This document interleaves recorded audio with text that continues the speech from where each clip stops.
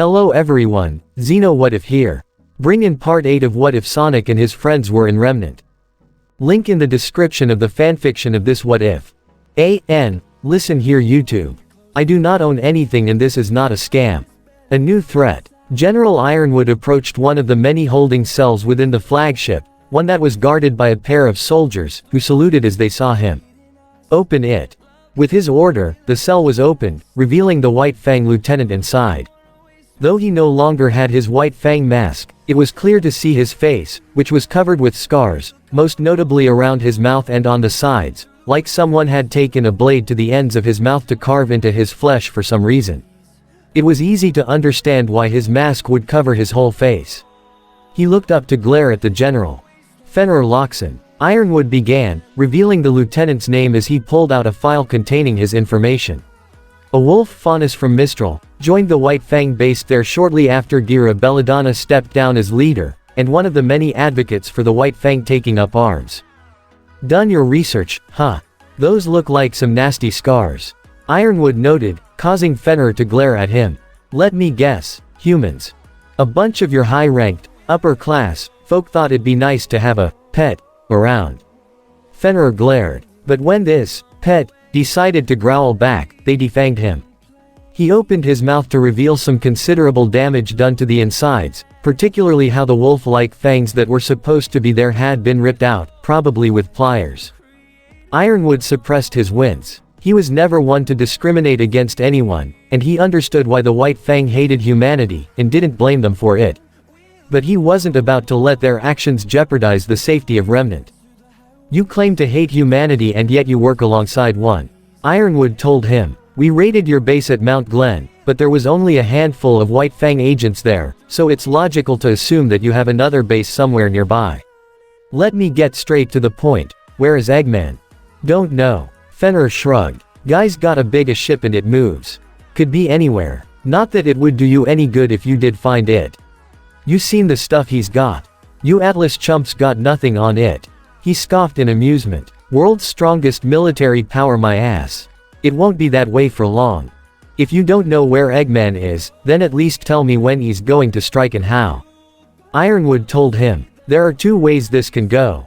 If you cooperate, I promise you'll be treated fairly, and I'll even speak on behalf at your trial. If you refuse, you'll torture me. Fener guessed. No. Ironwood stated firmly. Despite what you might think, not all humans are barbaric savages. Tell that to your BFFs the Schnees. Fener spat at Ironwood's feet. Thanks for the offer, General. But I think I'll just sit right here and enjoy the show. Seeing how he wasn't about to get anything from him at this time, Ironwood turned to walk away as the door closed. Though there was reason to believe that Eggman would attack the Vital Festival later this month, as per Sonic's theory, it would be more helpful if he had facts and something to work with as opposed to just guesses and assumptions. But at the moment, there was little more he can do than to bolster defenses around Beacon. But, when the fighting starts, he'll do whatever it takes to stop Eggman and ensure the safety of his world. Whatever it takes. Meanwhile, Tails' personal workshop that had been set up at Beacon Academy had been upgraded significantly with some resources provided by Atlas, as well as the addition of a well-respected engineer from that very same kingdom.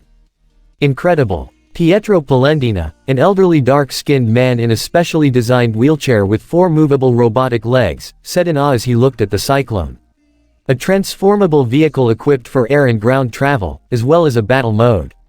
This is truly a remarkable engineering feat. And you designed this all by yourself. He looked towards Tails, with an impressed and odd smile. That's right. Tails confirmed with pride. I was even able to utilize dust to maximize its firepower and defense. I've also been thinking I can make a mode that allows the Cyclone to travel underwater. But I haven't had the time to get into it. An underwater mode, Pietro said with an impressed laugh. Young man, you are truly something else. Thanks, Doctor. Tails smiled. Pietro Polendina had only arrived at Beacon recently under Ironwood's request. He was also one of the few who had been informed on Sonic and his friends, as well as the threat of Eggman. Needless to say, when he and Tails first met, they clicked almost instantly. One of the reasons Pietro was called in was to analyze and even reverse engineer some of the recovered Eggman tech, which he said he would be more than happy to work on. There was also another reason why he was called. Ahem. Shadow got both their attention as he, Omega, and Penny were at a table, the black hedgehog looking to them somewhat expectantly. If it's alright, I'd like to begin. Yeah, right away Shadow. Tails nodded as they made their way to the table. Sorry about him. He apologized to Pietro. It's quite alright, Dr. Polendina assured. I just can't help but admire such an incredible engineering feat. Speaking, you are Omega, correct?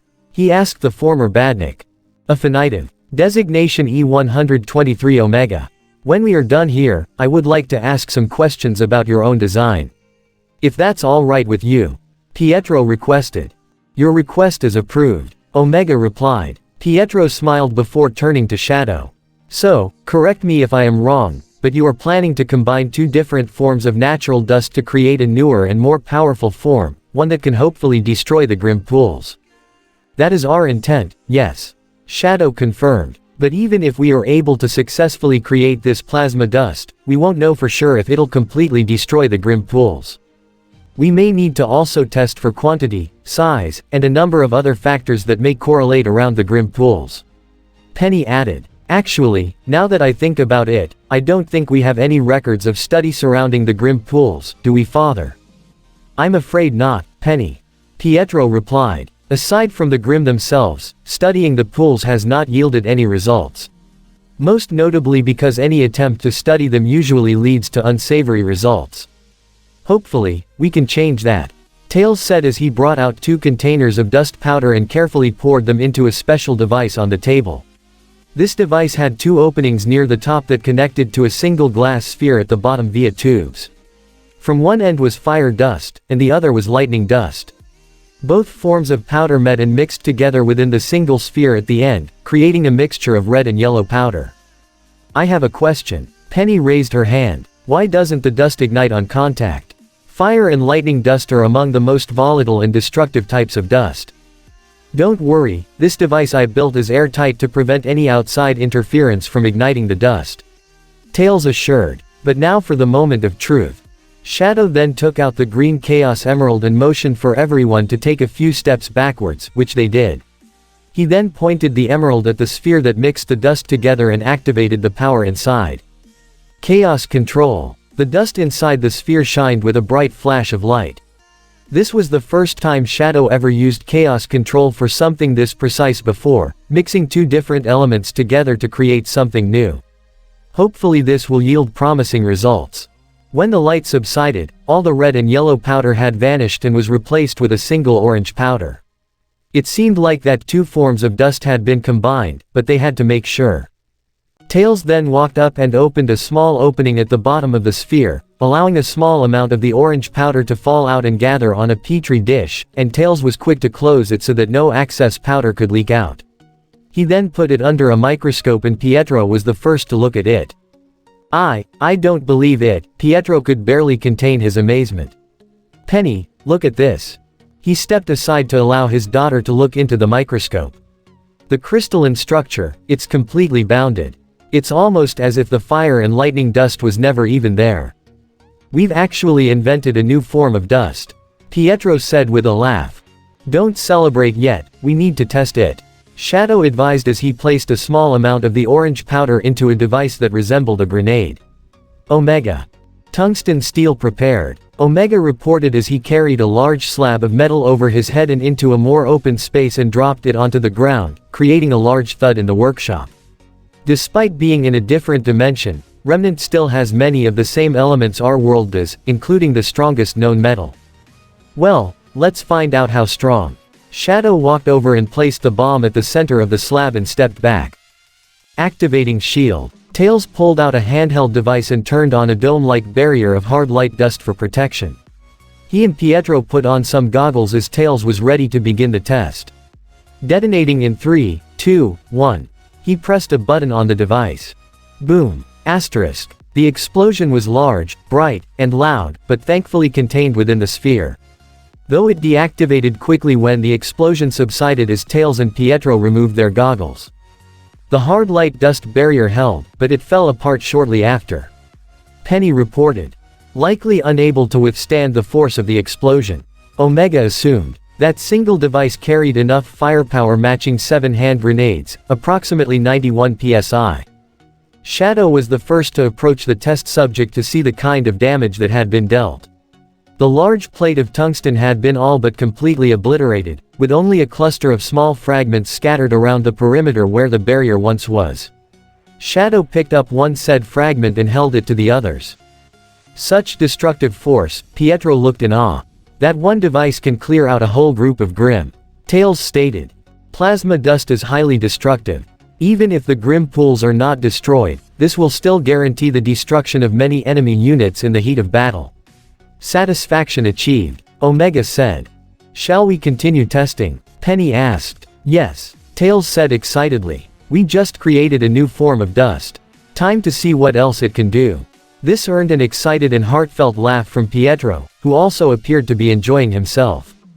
Meanwhile, teams RWBY and JNPR sat in the beacon courtyard along with Sonic, Knuckles, Amy, and Rouge, helping themselves to lunch.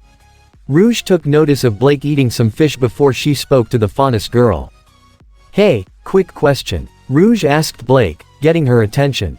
If you're a bird Faunus and eat chicken, would that count as cannibalism? Yang nearly choked trying to stifle a laugh while Blake merely gave a glare to the bat, who merely shrugged with a teasing grin. Hey, I'm just curious. How have you put up with her for so long? Blake asked Knuckles. You find ways to tolerate the company. The red echidna responded. Sonic kicked back slightly as he laid on the grass. This is nice. Pretty cool not to have to worry about the end of the world for once. Aren't you being a bit complacent? Weiss questioned. We still haven't caught Eggman yet, and the Vital Festival, which you suspect is his primary target, is less than a month away. Yeah, but there's not anything we can do right now, so just relax and rest up. Sonic replied. It's good to be concerned about that, but don't get too hung up over it either.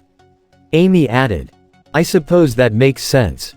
Ren granted as he ate his sandwich with Nora tearing into hers right next to him like a wild animal. Nora, you're going to choke if you keep eating like that.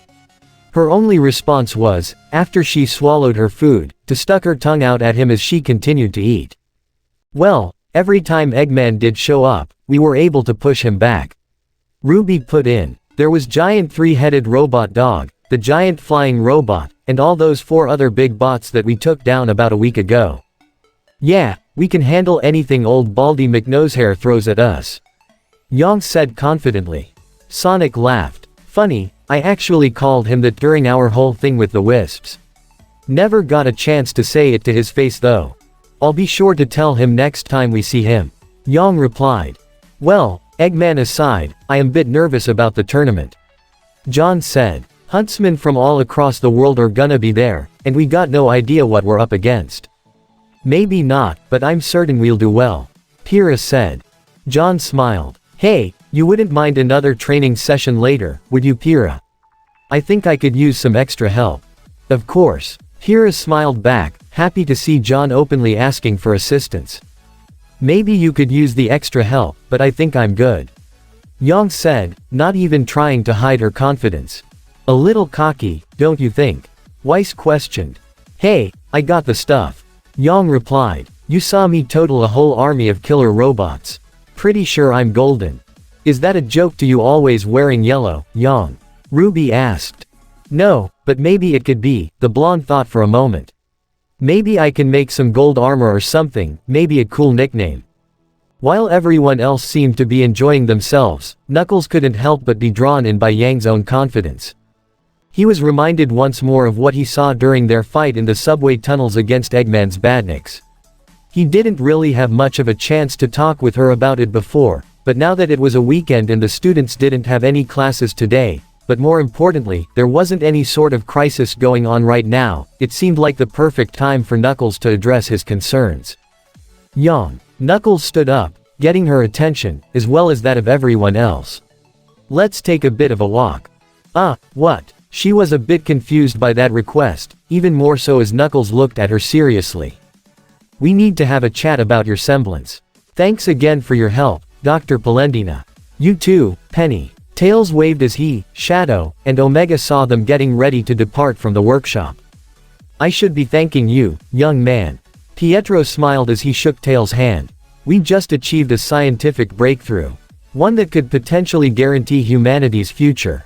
You, young Tails, are a genius. Ah, thanks. Tails smiled as he rubbed the back of his head. It's nice to talk another scientist, one that isn't interested in world domination. Pietro chuckled at that as he held a metallic briefcase filled with their creation. This plasma dust should help considerably. James should be quite happy. And even if it doesn't destroy the Grimm pools, it will allow us to advance our technology even further. Penny added, this will not only improve weaponry, but also potentially living conditions for people all over Remnant. There are so many possibilities this could grant us. Thank you again, for all your help. You too as well, Pietro said to Shadow and Omega. With your permission, I'd also like to study more of these Chaos Emeralds and their energy. We were only able to create this plasma dust with it. Perhaps with enough study, we may be able to find a means to replicate the power so that we don't need one of the emeralds to keep producing it. Perhaps, Shadow replied. Inform me if you discover any potential weaknesses within Eggman's technology. Omega stated. I will not hesitate to exploit it. Oh, keep that in mind. Pietro responded. Come on, Penny. With that, the two left the workshop, leaving the trio alone, though Tails' smile never left his face. I like him. He's a good guy. Shadow silently agreed with Tails. Even if it was a short meeting, Shadow could tell right away that Pietro Polendina was a good man, one that was only interested in using his scientific knowledge for the good of the people of Remnant. Polendina reminded him a lot of his own creator, Gerald Robotnik before his descent into madness. One such similarity was how close Pietro was to his so-called daughter, Penny. That too reminded him of someone else that Shadow is particularly close to. Of course, Shadow could tell right away that Penny was an android. It wasn't hard to figure out, and he likely assumed that Tails and possibly Sonic had figured it out as well, but he chose not to say anything. It wouldn't do any good even if he did. Still though, with the successful creation of plasma dust, it did bring them one step closer to stopping Eggman and potentially destroying the Grimm completely, though there is still much testing they need to do with it before they begin taking it into battle. Speaking of the fight, it was now time to shift his focus to the more immediate concerns. Your antivirus program. Shadow got Tails' attention. Is it ready, yet? Not quite. Tails replied. I got an understanding of Remnant's computer systems, specifically Atlas's. It's the most advanced on this planet. So I should be able to write the base code for the programming now. And this program will search the entirety of Beacon's systems? Shadow asked. Mostly the CCT, but yeah. Tails replied, wondering where Shadow was going with this.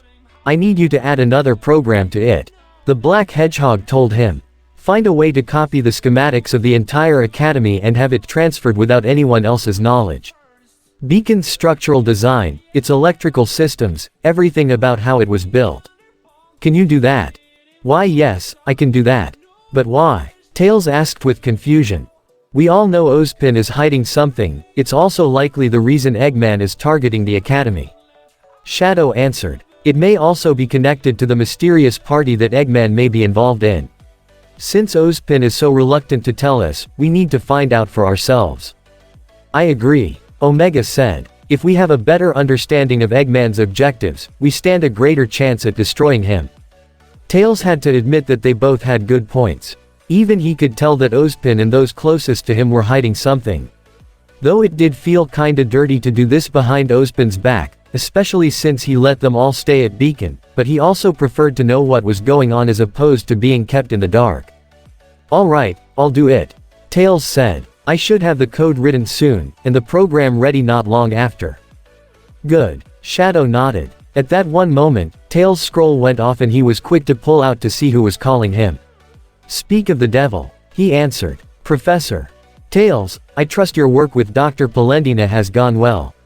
Ozpin asked. Yeah, we still need to run some tests, but I'd say we're off to a good start so far. Tails answered. Excellent. But there is something I do need your help with. Ozpin requested. You, as well as Sonic and the rest of your friends. After being led to one of the most outer areas of Beacon's courtyard, surrounded by mostly trees, away from the academy and any other students, Sonic, RWBY, Weiss, Blake, Amy, Rouge, John, Nora, Ren, and Kira all sat some distance away as Knuckles faced Yang to speak to her. "What's up? You wanted to talk about my semblance?" Yang asked. "RWBY gave me the basic gist back at Mountain Glen, but correct me if I'm wrong." Knuckles began. "You're capable of absorbing the damage of any physical attack dealt to you and can redirect that energy back your enemy, right? Did I miss anything?" "No, that's basically it," Yang answered. "What about when your hair lights on fire?" Knuckles asked. "That's just a cool side effect," Yang brushed off. "Or it more likely indicates your semblance is currently active," Knuckles commented. "Specifically, when you go on the attack with all that gathered energy." Yang was somewhat surprised, honestly never really considering that. "Maybe, I guess so. But am I also right to assume that even though you're absorbing your enemy's physical attack, your aura still takes damage?" Knuckles assumed. "Yeah, but that's alright. Can't be helped." Yang waved off, but was surprised to hear Knuckles sigh, almost like he was disappointed. "What? Something wrong with my semblance?" "No, your power is impressive, and if you use it right, it can serve you well in battle." "But that's just it, Yang," Knuckles told her seriously. "You're not using it right." "Come again?" Yang questioned, an eyebrow raised in partial irritation. "You purposely let yourself take damage to gain an extra boost in power, and a temporary one at that." Knuckles told her. "From what I gather, your aura needs time to recover whenever it gets damaged. I'm even willing to wager that it gets even more damaged from the recoil of your attack. That's why I always finish it," Yang stated. "It's a one-hit KO." "What if it's not, though?" Knuckles questioned. "Yang, be straight with me. Did you purposely let that egg hammer hit you back on the train?" "So, what if I did? I took it down, didn't I?" Yang argued. "That's not the point," Knuckles stated rather loudly, getting the attention of all their friends who had been listening the whole time. "You have an impressive ability, and it can be a good fallback too. But you don't have to use it with every fight, especially if you actually let your enemy hurt you. What happens if your semblance fails you? What if you go up against someone who can either dodge your attack, or even take it, despite all the extra energy you've gathered? Look, I've had my semblance for a while, I know how to use it." Yang argued, her temper quickly growing.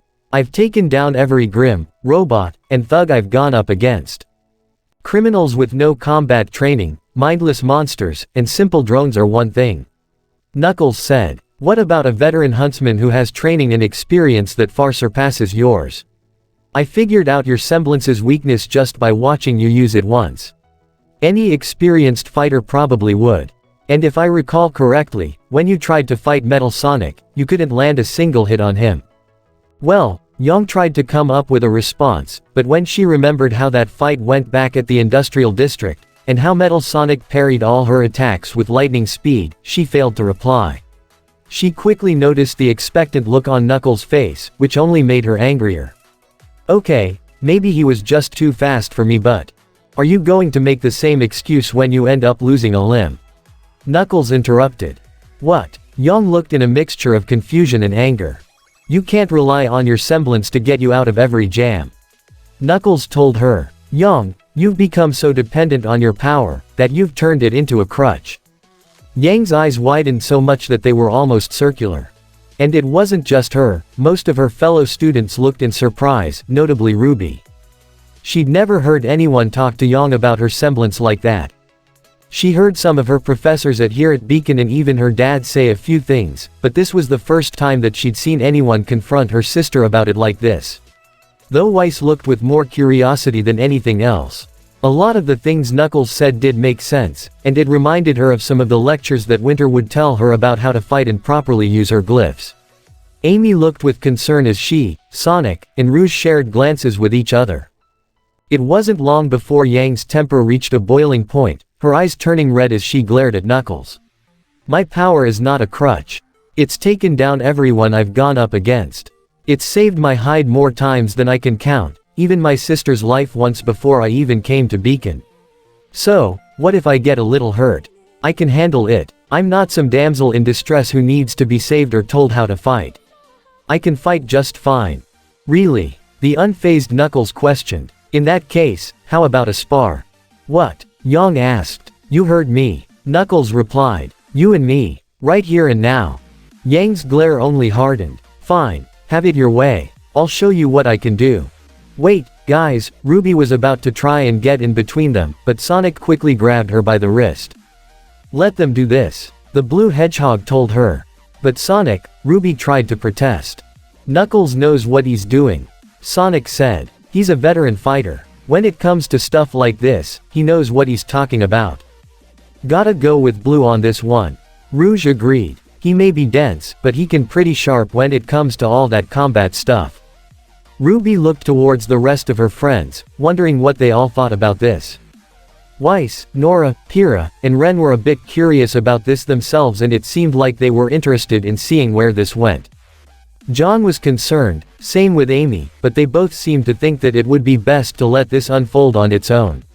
As for Blake, while she did trust Yang with her life on the battlefield, as they were partners, she also trusted Knuckles' judgment and knew a lot of the stuff he was saying did make sense. So, she too seemed to be willing to go along with this. With that, RWBY reluctantly sat back down, but that didn't make her any less worried. Yang's always been the one to save her whenever she was in trouble, so it was rather hard to see her like this, and she had a bad feeling that things weren't going to go in her sister's favor here. Sonic however looked towards a tree on his side and noticed a bird perched on a branch. It was a raven with red eyes, and it seemed to be focusing on what was unfolding before them all. Sonic shrugged it off though and turned back towards Yang and Knuckles. No weapons, Knuckles told Yang as he drove both galantine blades into the ground behind him. Only your fists. Fine with me, Yang commented as she put Ember Celica away on her belt. And to make things interesting, all you have to do to win, is land one hit on me. Knuckles said. That's it, one hit, she questioned. One hit, he confirmed, but if I block or catch your blow, it doesn't count. You have to land a solid blow. And what about you? One hit on me and you win. Yang questioned rather irritably. No, I win, when you're no longer able to stand. Knuckles said firmly. To say Yang was stunned was an understatement. But that was quickly replaced with anger as she clenched her fists. How about when you're no longer able to stand? She took her usual boxer-like stance as Knuckles stood firmly. Ready? He asked. Whenever you are, Yang stated. Then come and get me. Yang was instantly on the attack, rushing Knuckles with a punch, which he parried with a swing of his right arm before striking with his left fist into her gut, lifting her up into the air slightly before coming back down as she held her stomach with one arm and glared at Knuckles, who paced a bit around her, looking at her expectantly. She tried to throw a couple more punches his way, but he quickly swerved and dodged each of them before coming at her side to strike her there and push her back. Her fists clenching and her anger growing, Yang growled before attacking again, trying to overpower Knuckles through a series of rapid punches. However, he proved too quick for even that as he parried each of her strikes, not a single one of them landing. That caused her to pause slightly, briefly remembering Metal Sonic doing the exact same thing in their battle, and that moment of hesitation was quickly exploited by Knuckles as he pushed her arms away and made her open for him to deliver a solid punch to her face with enough force to send her rolling across the ground. Come on, Yang, RWBY called out, trying to support her sister. Knuckles paid a brief glance towards RWBY and then another towards Yang as he saw her look in her direction too before glaring back at Knuckles. That right there could be another reason why Yang was so complacent with her flawed fighting style. RWBY's too supportive, and it may stem from the fact that Yang is her older sister. Knuckles remembered when Yang told them about how her birth mother left and her stepmother passing away, leaving them alone with their father who shut down for a time. It was reasonable to assume that Yang may have been the one to raise RWBY, despite being so young. It's not uncommon for children to think their parents, or anyone else who raises them, to think that they know what they're doing. But RWBY is still the leader of her team. She had to see this. She had to understand the flaw in her older sister's fighting style so they can better perform as a unit on the field. The red echidna turned his attention back to the blonde as she rushed him again with another punch. But Knuckles not only dodged the attack, he grabbed her by the arm and lifted her over his head to slam her down on the ground. Causing her fellow students to wince slightly before Knuckles threw her away, sending her rolling across the ground before she forced herself back up and charged Knuckles again, who kept his fists up as she threw every punch she could think of at him, but he dodged and parried all her strikes and with each one, he landed a strike of his own at various points across her body, notably her sides, stomach, and face even. After another strike to her face to disorient her, Knuckles pulled his fist back and dealt a harder punch to further push her back. "What is he doing?" John asked. "He knows every attack he's giving her is only making her stronger. It's like he's throwing dust on a fire." "I think that's exactly what he's trying to do," Kira pointed out. "He recognizes a flaw in Yang's fighting style and he's trying to show her why it's flawed." "Ya know, Yang's semblance is actually a lot like mine," Nora said. "I absorb electricity to make myself stronger. In that case, kid, you should probably pay attention to this," Rouge advised the pink-clad student. "But that's not the same as when Yang actually lets herself get hurt." "I can see where Knuckles is going with this," Ren stated. But she's always pulled through," Ruby tried to say. "Ruby, you can't always expect the same method to work every single time," Amy told her. "Knuckles is right about that. I've noticed it too," Blake put in. "I've seen Yang actually let herself take damage to get stronger. If she lets that keep happening, she could get herself hurt." "They're right, Ruby," Weiss told her partner and leader when she saw that she was about to protest. "I've learned myself that utilizing the same combat method won't always lead to the desired result. Knuckles has experience that we lack, so you should trust his judgment." Ruby looked towards Sonic, wondering what he was thinking. The only response he gave was a serious and knowing look, indicating that he agreed with them. As much as Ruby wanted to say something, she knew deep down that she couldn't get herself involved in this. The best she could do was find a way to support and help Yang whatever the outcome. After getting knocked down once again, Yang looked more than a little frustrated as her eyes turned red, glaring back at Knuckles. "And that right there is another problem," Knuckles told her. "What?" she growled. "Your temper," Knuckles pointed out. "You let your anger get the better of you, and it makes you even more sloppy than before." Sloppy. That really got Yang angry as she tried to punch Knuckles even while she was down, but he easily dodged that and dealt another attack to the side of her face to push her down even further. Slamming her fists on the ground in an explosive fury, Yang pushed herself up and yelled loudly as she tried to attack any way that she could. But the result was still the same. Knuckles parried and dodged all her strikes before delivering a knee to her jaw and leaving her open where he went on the attack, striking her multiple times across her body before throwing out another punch that, once again, sent her rolling across the ground. Despite getting knocked down over and over, and her aura growing weaker with every strike, Yang could feel the gathered energy being built up. Everything Knuckles threw at her only increased her own strength and she was getting it built up, ready to unleash one devastating strike that was sure to put Knuckles in the dirt and make him eat his words. He saw her hair lighting on fire and knew exactly what was coming next. "Is that really the best you can do?" Knuckles questioned. "You have no idea," Yang stated. "To be honest, Yang, I was really expecting more from you," Knuckles told her. "You're unskilled." Her eyes glowed a brighter red, her anger growing with each word. "Untrained," her hair lit with a blazing inferno. "Undisciplined," her teeth gnashed as she pulled herself back, ready to strike. "And unworthy. You forgot one," Yang said with a glare. "Unstoppable." She gave the loudest yell she could as she rushed him, throwing her fist back with all the gathered force and energy she had built up and unleashed it all with one explosive punch. Boom. Asterisk. There was a small but powerful explosion as it seemed Yang made contact. But what happened made all the other students' eyes widen in shock, especially Ruby. Sonic, Rouge, and Amy seemed unsurprised, however. But none were more shocked than Yang herself. Knuckles had stood his ground, and caught her punch. His quills were blown back slightly from the impact, but the echidna hadn't budged an inch from where he stood. All the gathered energy that Yang had built up from this entire spar, and Knuckles took it like it was nothing. Yang honestly couldn't believe it. Her eyes were like dinner plates as her mouth hung open, the fire in her hair vanished as her eyes turned from red to their usual lilac color. And it was that moment of shock and disbelief that left her wide open as Knuckles gave a punch far stronger than any he's done in this spar. That was made evident as when his fist made contact, Yang was sent flying and crashing through a few trees before crashing hard on the ground. Yang. Ruby was about to rush and help her, but Sonic grabbed her by the arm again to stop her. "Ruby, don't," he insisted. "But she needs this," Sonic stated. And, maybe so do you. That only caused Ruby to look in confusion, but there was still the concern she had as she saw Knuckles approach the direction where Yang went.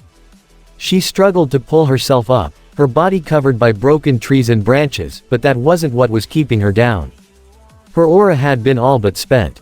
It was honestly a miracle it didn't shatter completely, though it felt like it would have even the tiniest of flicks to her body. Was Knuckles holding back the entire time he sparred with her? To be honest, even that one punch that sent her flying also felt like he was still holding back. All the energy she built up from this spar was among the most she'd dealt with in her whole life, but Knuckles had not only blocked it, but he also straight up overpowered all of it. In fact, she had a feeling he could have ended that whole spar with one punch from the beginning. Yang felt the debris being lifted off her as she saw Knuckles push and haul it all off before glancing down at her. That look in his eyes, and what had just happened, it was made all too clear to Yang. Knuckles was in a whole different league. Her semblance wasn't enough. She tried to look away, not finding it within herself to face him. "Yang, look at me," Knuckles told her. Slowly and with shaky eyes, Yang turned her head to look at him. His look was stern, but it was also understanding. "You have the potential to be a great warrior, but you can't become so dependent on your power, especially since it only really works if you let yourself get hurt. But it's not just that. You're part of a team, and you have to get better. If you don't, then one of your teammates is going to try and pick up the slack, and it'll only make things worse. One of them could get hurt, including RWBY." That comment caused Yang to wince. "You have to learn to fight smarter, not harder." He offered his hand. "And when you feel you're ready to ask for help, all you have to do is just that. Ask, and I'll be right here." Despite the sincerity in his voice, Yang didn't accept Knuckles' hand as she pulled herself up, albeit shakily. Knuckles had a feeling that would be the case, but he was certain he made his point to her. With that all settled, Sonic finally let RWBY rush toward her older sister as Knuckles walked away. "Yang, are you okay?" "I'm fine," she muttered, turning away, which only seemed to cause RWBY even more concern. Well, that was certainly something. Sonic and everyone heard a familiar voice from behind them and turned around to see Professor Ozpin with Tails, Shadow, and Omega right behind him. He also glanced to his side to see if that bird was still there, but it appears to have flown away, leaving only a small black feather that fell to the ground. The blue hedgehog didn't pay it much thought as he addressed Ozpin. "How much of that did you see?" Sonic asked the professor bluntly. "Enough," Ozpin replied. "But that's not why I am here right now. Sonic, I have a favor to ask you and your friends." "What's up?" Sonic asked, standing up with a serious expression, expecting a problem. "Recently, Atlesian forces have helped set up a security network in the Emerald Forest to monitor any Grimm activity," Ozpin explained. "However, we've been experiencing some technical difficulty with two of the devices and we need some assistance to see what is going on." "And you want us to take a look, huh?" Sonic assumed. "I'm sorry to ask this of you, but with the Vital Festival nearing as well as other complications, I can't afford to send too many out for a mission like this," Ozpin replied. "It could be a technical glitch, or it could be something more serious. We don't know for sure yet." "Yeah, don't worry. We'll take a look," Sonic assured with a smile. "Thank you." Professor Ozpin nodded. "Hey, mind if we tag along?" John offered as he and his team, along with Team RWBY, also stood up.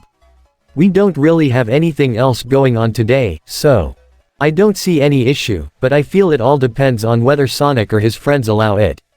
Ozpin deferred the choice to him. Sonic looked at Shadow, who simply rolled his eyes, expecting this but made no attempt to protest.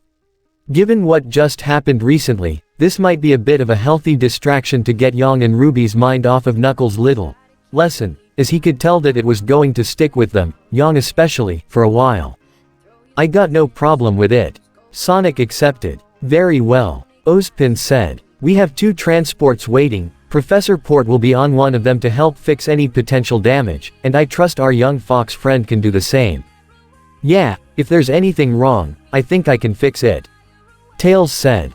"Then let's get going," Sonic said. The conjoined group of teams Dark and JNPR rode in the Beacon airship as it made its way toward a specific destination within the massive Emerald Forest. Of course, it felt like their trip was taking longer than it thought, mostly because of the company they had with them. But the RWBY were no match for my sheer tenacity. Port went on with his story. But nobody really seemed to be interested, with John, Nora, and Rouge looking especially bored. Even Pyrrha, who would normally pay attention to all her classes, felt it was probably best to focus on the mission at hand, so she wasn't really paying attention either. Query. Omega spoke up, getting Port's attention. Your story suggests you engage the creatures of Grimm in a method that is not effective. Effective, you say? Port questioned. To ensure the complete destruction of your enemy, wouldn't it make more sense to lure them into an ambush with your allies as opposed to engaging them by yourself? Omega queried. Unless you are absolutely certain you can achieve victory, such a straightforward method is dangerous and can be considered suicidal. Oh, ho, ho. You would think so, my mechanical friend. Port replied in a challenging way. While I do not fault your logic, human tenacity and courage are our greatest weapons. Tenacity and courage can also be a hindrance if they are not used with strategy. Omega put in. Oh boy, John rubbed his hand down his face as they continued to listen to the pair argue. This may take a while. He looked towards Shadow, wondering what he was thinking about all this, but Shadow didn't seem to be paying attention either. If anything, he just stared out the opening of the dropship and toward the forest below. And you're being stoic as usual. John thought to himself, and yet at the same time, he couldn't help but wonder what it was that goes on through the black hedgehog's head. As Shadow glanced down at the emerald forest, he also took notice of the various ruins they passed over. These ruins, based on their architectural design, suggested that this forest was once the home of an ancient kingdom. Seeing these ruins reminded him of Kingdom Valley back in Soliana. However, with that reminder, came back a certain experience that he would rather forget. For it was within those ruins that he encountered arguably his most dangerous adversary yet, Mephiles the Dark. Despite that timeline being erased, only he, Sonic, and Silver remembered those events. He can still vividly remember seeing Mephiles for the first time when he arose from his own shadow and took a form that looked so much like his own. That entity sent the whole chain of events into motion by sending Silver to the past to try and kill Sonic in order to draw out the beast Iblis from the princess who ruled Soliana and rejoin with it in order to become Solaris. Mephiles was cunning, manipulative, and incredibly powerful, so much so that it not only took the combined efforts of all of Team Dark to fight him off, Mephiles did the one thing that Eggman could only dream of. He killed Sonic the Hedgehog. When Shadow had revealed the truth to Silver, all it did was delay Mephiles' plan as he performed the act of killing Sonic and freeing Iblis himself. While Shadow didn't always agree with his blue doppelganger, he respected him. And seeing his dead body like that was something he'd never forget. Though they were able to resurrect Sonic with the power of the Chaos Emeralds and defeat Solaris, it was still a haunting experience for them all. He honestly wondered how Sonic was able to handle all that, as he knew that he died as well, albeit briefly, but he did die. In fact, now that he thought about it, the creatures of Grimm did bear something of a resemblance to the monsters that Mephiles controlled. And he heard Sonic talk about his idea of a central Alpha Grimm that may be controlling them all. If what Sonic said was true, and there was something at play, he prayed that it wasn't like Mephiles himself. But even if that was the case, it wouldn't stop Shadow from completely destroying it. Shadow. Rouge got his attention as she nudged his shoulder. Something up? She asked with concern. You got that, deep in thought? Look. Just thinking about something else. Shadow replied. He then noticed how the dropship was slowing down. I take it we've arrived. Yep. Rouge confirmed as the dropship began to descend towards the hilly ground and on a pathway with the trees around them. Once they were close enough to the ground, Port as well as Teams Dark and JNPR, all jumped down and landed before the ship reascended and made its way back to the academy. Back in the Emerald Forest again. John noted. I don't remember this spot during our initiation. The forest is rather large, and we were dropped off to a specific area. Ren said. It's natural we'd find unfamiliar territory. Where to, Professor? Pyrrha asked Port. The security center for this region is inside that cave. Port pointed to a cave on the other side of a wooden bridge over a trench. Let us go see what the problem is. Omega, monitor the area for Grimm activity. Shadow instructed. Affirmative. The former badnik already had his weapons locked and loaded as the 8 of them quickly crossed the bridge and made their way into a dark and damp cavern. The only source of illumination was a series of crystals along the walls. At the center of the cavern chamber was a large device that acted as the security sensor for this area of the Emerald Forest. Port took a moment to observe it. It does not appear to be damaged, at least not from any Grimm. So, what's wrong with it? Nora asked. Omega scanned it, already familiar with Atlesian technology by this point. He tried to pinpoint any internal or external damage, or anything that was out of the ordinary. And he was able to find something. Moving around the side of the device, he had spotted what his sensors had detected.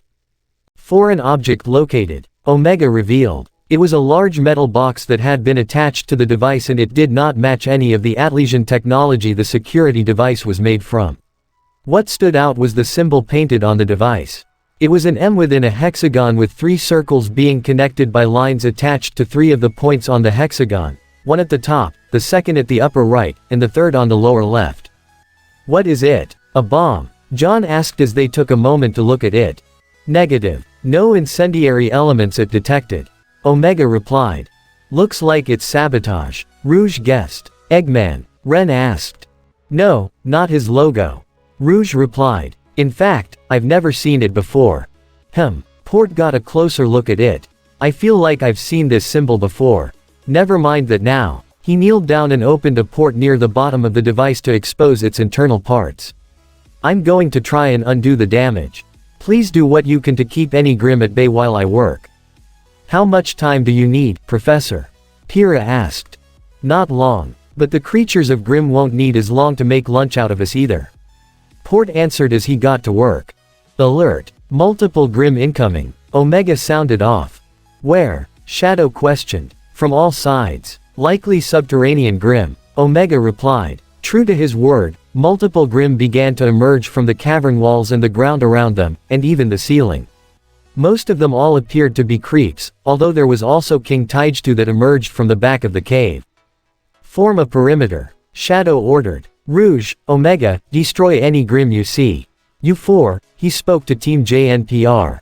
Circle around the security network and kill any Grimm that slip past us. Understood. Ren nodded. We'll handle it. Pyrrha nodded as well. Let's smash some Grimm. Nora shouted as she drew her hammer. You got it. John said, looking to Shadow directly, who simply nodded before engaging with the King Taijtu while Rouge and Omega flew to opposite ends of the cave to engage the Grimm as Team JNPR had donned their weapons and established a circle around Port and the device he hoped to fix soon. Shadow skated along the wall and toward the ceiling of the King Taijtu as its white head lunged to snap at him, but Shadow struck it with a homing attack to knock that head to the side, causing it to crash into the wall. The black head hissed at Shadow as he drew a rondite, but burrowed its way back underground, dragging its other head with it, while Shadow glared. The cave is too compact, and I have less room to move. Shadow thought to himself. This one might have realized that and is using the underground to its advantage. This one is intelligent, perhaps even the alpha of this pack.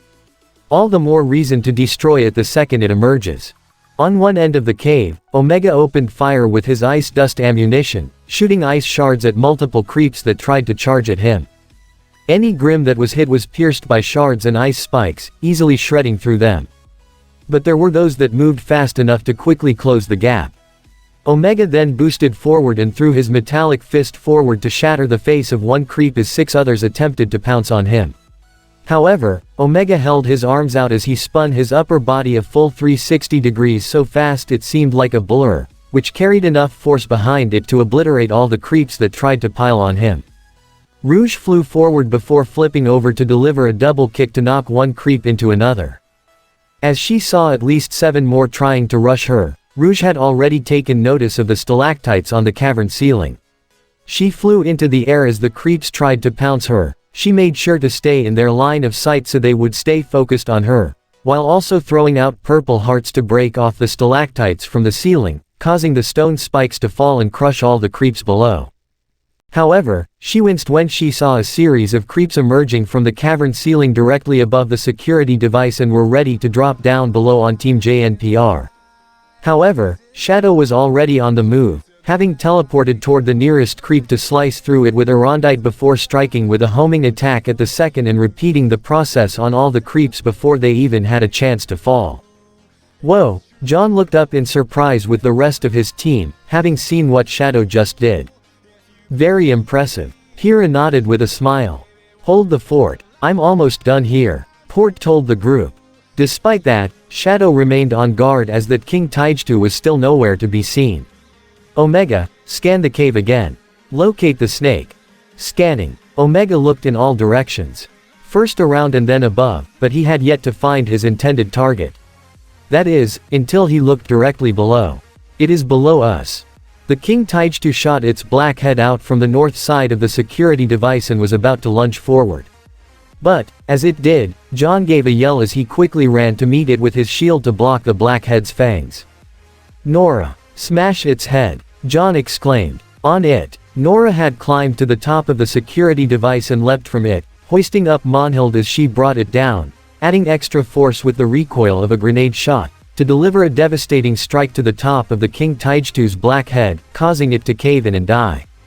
At the same time, the white head emerged from the opposite side security device, but Pyrrha and Ren had already formed up and fired the guns from their respective weapons to keep it at bay.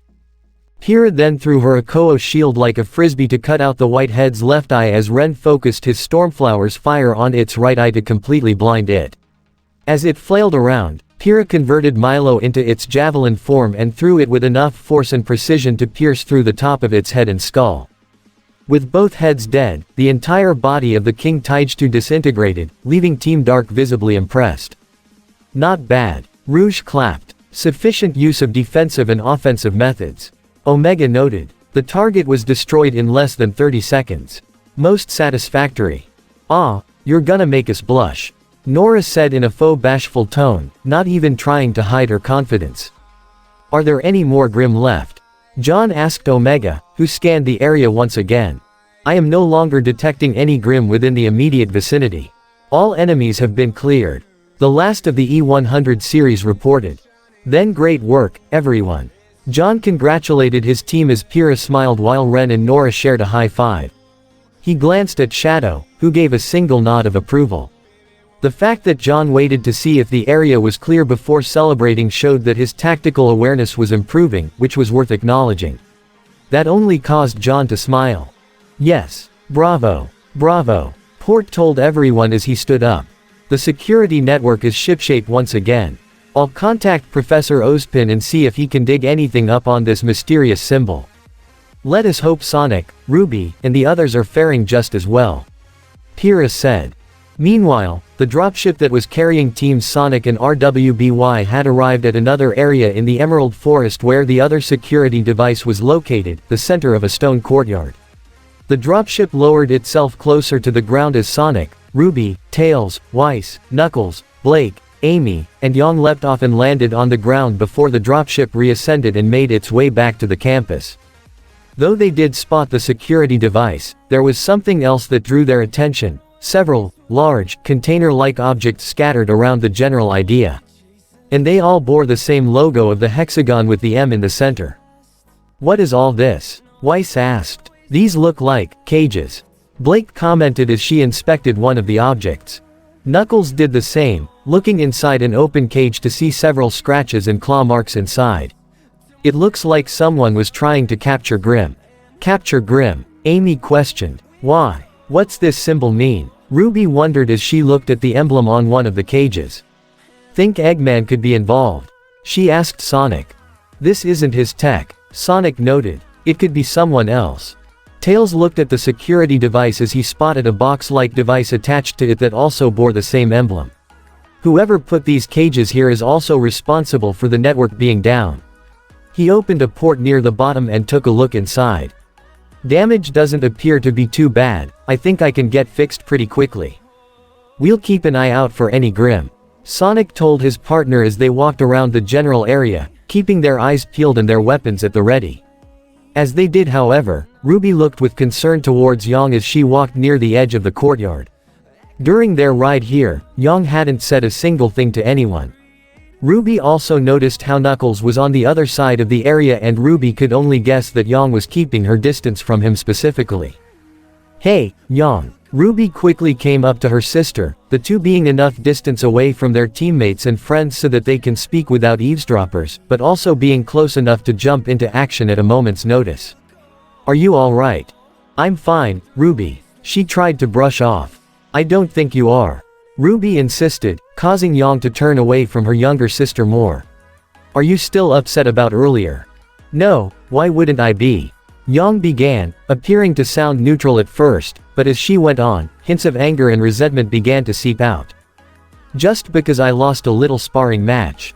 Just because I'm apparently using my crappy semblance wrong. Just because I'm such a crappy fighter that I need help," she exclaimed as she turned around with red eyes to face her sister. But when she saw the startled look on RWBY's face, her anger quickly faded. "RWBY, I'm sorry. I didn't mean to, I was just venting." "It's okay," RWBY assured as she put a hand on Yang's shoulder, which she appreciated as she put her own hand over her sister's. "RWBY, be honest. Do I need help when it comes to fighting?" Yang asked. "I mean, you know I can handle myself."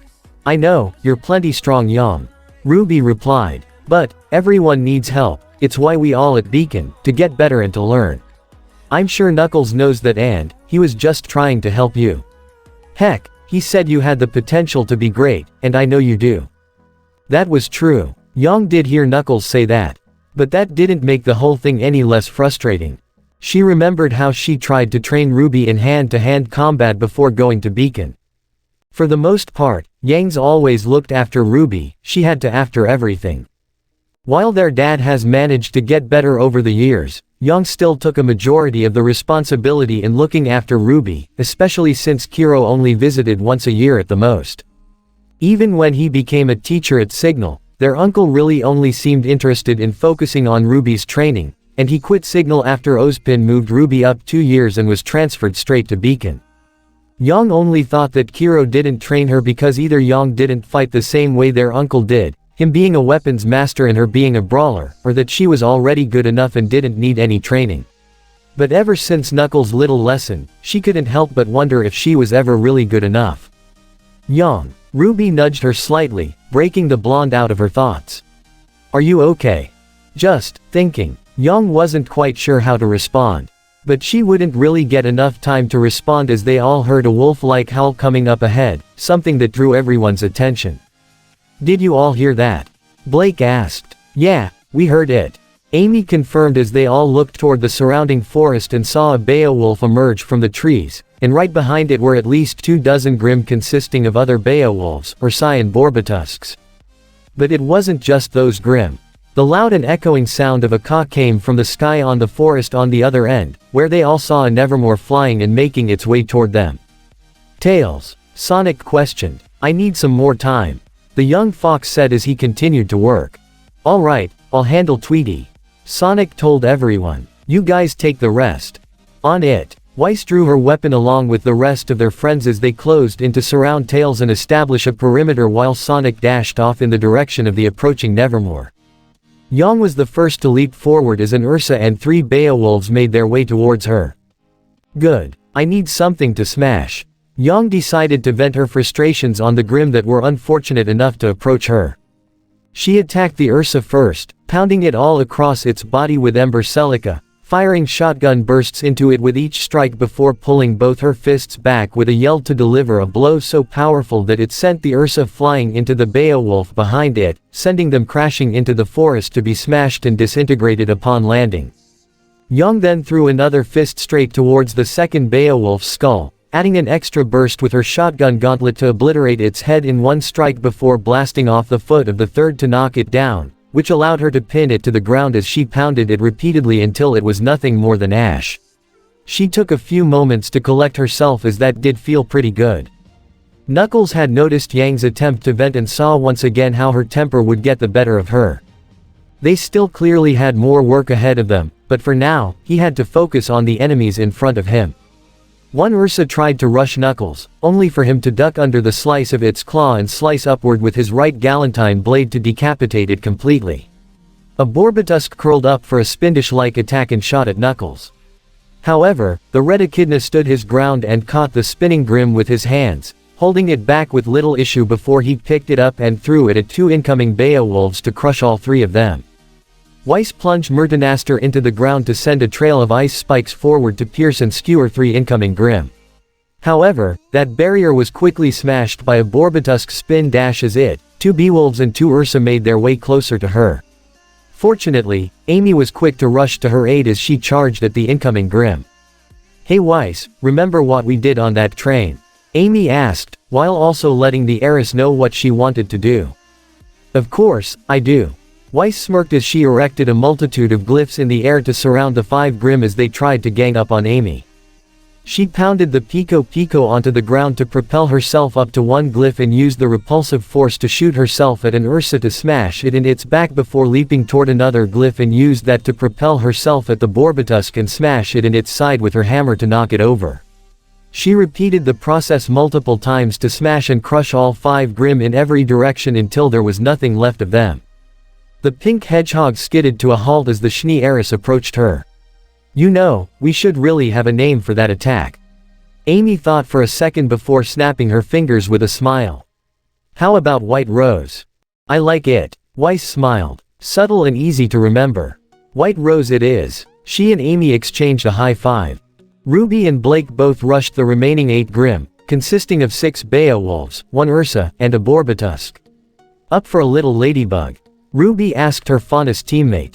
"Ready whenever you are." Blake confirmed. Ruby then fired her Crescent Rose and combined the force it with her petal burst to zoom straight through the pack of 8, slicing them when she could before zooming back the way she came, with Blake doing the same with her own natural speed and using her shadow semblance to provide a boost as well. A blur of red and black zoomed back and forth, left and right, slashing up all the Grimm in every direction so that the mindless monsters couldn't counter. It wasn't long before all 6 Beowulfs were cut to pieces, leaving only the Ursa and the Borbitusk, the former rushing Blake, who ducked underneath its claw slice to slash it repeatedly with Gamble Shroud before Ruby finished it off by bursting over Blake to decapitate the Ursa with a swing of Crescent Rose. The Borbitusk was about to spindish the pair when Ruby got an idea. Fire below it. Ruby converted her Crescent Rose into its rifle mode as she shot at the ground underneath the Borbitusk, with Blake following her lead with Gamble Shroud's gun configuration. Just as the curled-up Grimm shot forward, the ground in front of it exploded, sending it flying upward where Ruby and Blake quickly gunned it down. "Nice work, teammate." Ruby smiled enthusiastically as she leapt at Blake with a hug, briefly surprising the Faunus girl before she gave a small smile and patted her leader on the head. Meanwhile, the Nevermore sent a multitude of its razor-sharp feathers at the speeding Sonic, who was able to use the trees of the forest around him for cover, but any feather that did look like it was about to hit its mark, Sonic quickly cut down with a slice and parry from Caliburn. He then leapt up to one tree before jumping to the canopy of the other to get a clear view of the giant flying Grimm. "Hey bird boy, is your aim so bad you can't see the forest for the trees?" Sonic cracked. The Nevermore gave an angry caw in response as it dove straight toward Sonic, who waited for the right moment as the Nevermore came ever closer. Right when it looked like it was about to ram into Sonic and the trees below, Sonic curled up and gave a powerful spindish attack to its face to knock it off its flight path. With it being so close to the ground, the Nevermore crashed into the trees and was quickly grounded. Ready to finish it off before it got back up again, Sonic pointed Caliburn forward and ran at a speed of 600 miles per hour, generating enough speed and force to completely pierce through the chest of the giant Grimm and destroy it. The blue hedgehog skidded to a halt back at the spot where his friends and allies all regrouped. "Well, that was pretty decent warm-up," Sonic commented, earning chuckles or simple smirks from nearly everyone present. Even Yang, who was still partially in a bad mood, gave a slight grin. "Yo Tails, everything good?" "Just finished." Tails closed up the device as it sprang back to life. "The security network's been restored." "Mission accomplished. Go teams RWBY and Sonic." Ruby cheered. "I'm still a little curious as to who was here recently," Weiss pointed out. "Someone purposely sabotaged the network and I doubt it was Eggman." "Yeah, if it was him, he'd probably just blow the thing up, not sabotage it." Knuckles agreed. "There's also these cages, whoever was here was trying to capture Grimm for some reason," Blake said. But there doesn't appear to be a sign of a struggle. Maybe they didn't have time to capture any and had to leave their stuff behind. Amy suggested. Still, this is concerning. I'd like to find out who was responsible for this. Weiss said. Almost on cue, Sonic's scroll rang, which he was quick to pull out as he saw who was calling him. It's Ozpin. He answered it and put it on speaker. Hey Professor. Just letting you know, we're done here. Networks, back up. Excellent. Professor Port is reporting the same thing on his end as well. I can see the network coming back online. Ozpin replied. Professor, sir. RWBY spoke up. We also found cages here, kinda looked like whoever was here was trying to capture Grimm. Is that so? Ozpin asked, his tone becoming more serious. We also found this weird symbol on the cages and on whoever sabotaged the network. Yang added. It looks like an M in the middle of a hexagon. Yes, Port and the others reported that same symbol at their location too. And I believe I know what it is. Ozpin revealed, getting their attention. What is it? Tails asked. Merlot Industries. An old research and development corporation from quite some time ago. Ozpin explained. Their headquarters was located in Mountain Glen, but following the city's collapse, the company was forced to shut down. They lost primary facility and chief staff members. Well, someone is using their tech to cause trouble. Tails pointed out. Indeed. If we are to find answers, I believe we must retrace our steps back to the company's origins. Ozpin revealed. We're going back to Mountain Glen, aren't we? Sonic assumed. I'm sorry to ask this again of you, but this could be a serious matter. Ozpin said. Don't worry, this ain't our first rodeo. Sonic smirked as he looked toward his friends. What do you say guys? Up for another field trip? They all exchanged knowing looks with each other before coming to a silent agreement as they all nodded. Let's do this, RWBY stated with determination and an eager fire in her eyes that matched Sonic's. Back to the ghost town. Sonic and Shadow both ran at their typical speeds towards the abandoned settlement that was once Mountain Glen, while at the same time, the dropship that carried the rest of their respective teams, along with RWBY, JNPR, and Oobleck flew above them with all 16 individuals communicating with one another via comm devices. Ah, I thought we were done with Mountain Glen. RWBY complained. The past often has a way of coming back to haunt you. Knuckles told her. That is one rather pessimistic yet accurate way to put it. Oobleck said. So, we've never been to Mountain Glen before. John said, referring to himself and the rest of his team. What can we expect to find there? A lot of ruined buildings and probably just as many Grimm. Blake answered. Thought you guys already cleared out most of them. Yang said towards Rouge and Omega. Maybe, but since Eggman blew up holes in the subway system last time he was here, it probably led the way for a whole bunch more. Rouge answered. Bring it on. We missed out on Mountain Glen last time, now Team JNPR's gonna take it by storm. Nora declared enthusiastically, causing Ren to shake his head with a slight smile.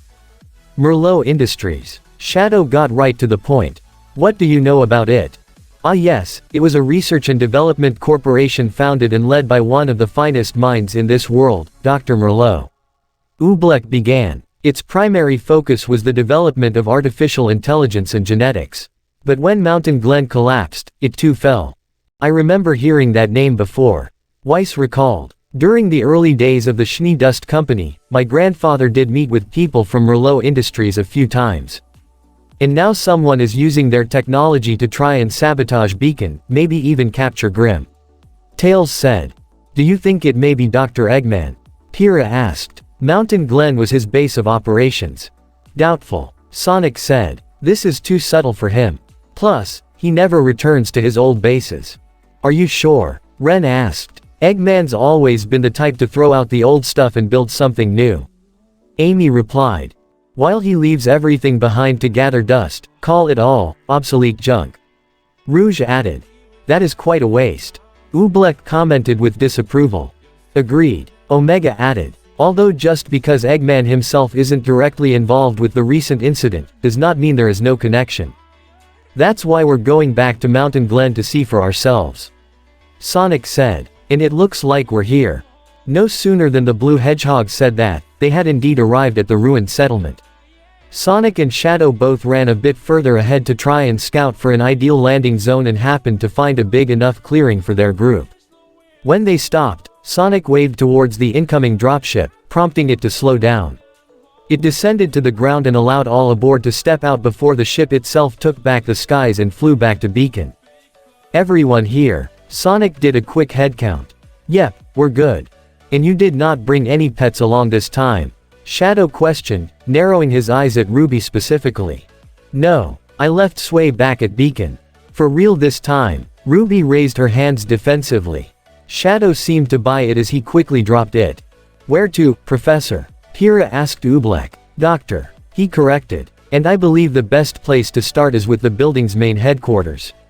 He pulled out an old map. If this map is accurate, it should be located at the center of town, roughly 2 to 3 kilometers from our current position. Why not just drop us off there, then? John asked. Because if someone is there, they could see us coming if we got closer. Tails answered. Then perhaps we should split up. Ren suggested. We're too big of a group. Quite correct. Oobleck agreed. As there is a total of 16 of us, we'll split into 8 groups of 2. We'll divide and go different routes and make our way to the building. Keep in contact with one another, and be mindful of any grim or prying eyes. We do not know what we are dealing with here. RWBY, you will come with me. Actually, Knuckles spoke up. How about RWBY comes with me? There was some surprise and confusion from some of the other students, notably RWBY and Yang. Is there a particular reason?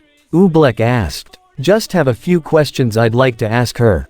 Knuckles answered and paid a brief glance towards Sonic, who knew immediately what this was about. Yeah, I think it'll be fine. Sonic said. Yang, you can tag along with me. Everyone else, just take your pick.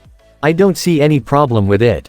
RWBY seemed to accept it with little issue, but Yang had a suspicious look in her eyes as her gut told her there was a bit more to it than either of them let on. Very well then. Oobleck accepted as well. John, you will come with me then. Okay, but why me? He asked. Because, and take no offense by this, compared to some of the other students present, your combat prowess is. I suck at fighting. John deadpanned. I wouldn't use those words specifically, Oobleck commented. It's fine, I get it. John said. If we get into trouble, I could use some help. Both Pyrrha and Tails were glad to see that John was at least willing to accept that he would need help if things got out of hand, but his confidence could still use some work. He has improved a great deal and he didn't seem to be giving himself enough credit. They may need to talk to him a bit more later, but the mission took priority. Very well. Everyone, pick your partner and get a move on. Oobleck instructed. We'll all regroup just outside the main building. With that, the large group split up into 8 pairs. The pairings were Sonic and Yang, RWBY and Knuckles, John and Oobleck, Tails and Weiss, Blake and Rouge, Nora and Amy, Ren and Omega, Shadow and Pyrrha. It wasn't an issue finding partners, though Weiss was quick to pick Tails and made sure to keep her distance from Rouge while also making sure she had all her belongings, to which the bat gave a teasing grin and shrug in response before they all went in separate directions. While Yang was glad that she wasn't paired up with Knuckles, as that would be very awkward to say the least, she felt a similar feeling being around Sonic, mostly because this was going to get back into a subject she didn't want to talk about. She saw Sonic deliver a homing attack to a Beowulf, taking it down instantly before landing in front of her. Ya know, fighting these guys isn't all that different from smashing badniks. Sonic commented. Only difference is they don't leave a mess to clean up. I mean, aside from collateral damage, but you get the idea. Yang gave an audible sigh. You can skip the small talk. I know that you wanted to come with me to talk about my crappy semblance. Sonic's smile faded as he looked with seriousness and concern. Well, kinda, but it's not the way you think. I've handled myself for a long time, most of my life, I've been getting along just fine. Yang said irritably. Yeah, I know the feeling. Sonic said. That was not the reaction Yang expected, and that is what caught her attention, as was Sonic's intent. He drew out Caliburn before continuing. I didn't always use a sword. In fact, most of my life I never used a weapon. Never needed one. I can break the sound barrier anytime I want, and my body is a living projectile that can smash through solid steel. When you first met me and my friends, you saw me take down a Goliath without a weapon, right? So, You gotta ask. Why even use a sword? Yang wondered. I kinda just thought you wanted to be a part of the whole weapons thing we got going on. Kind of, Sonic answered. But a while back, I had to use a sword. And when I first picked it up, I was pretty terrible at it. Had no clue how to use a sword. Couldn't have been that bad. Yang commented. I made John's swordsmanship look like Weiss. Sonic said to at least give her an idea of how terrible he was. That sounds really awful. Yang was having a hard time picturing it. Sonic made a slight chuckle. I was so bad that bad guy the first was fighting didn't even think I was worth his time. So, he left. Yeah, it was that bad. Then, why even use a sword? Yang asked. Why not just smash him your usual way? Because the dude was immortal. Sonic answered. Immortal? Yang questioned, wanting to make sure she heard that right. Or, technically he had a scabbard that made him immortal, but you get the idea. And the only way to stop him was with a magic sword. There was literally no other way.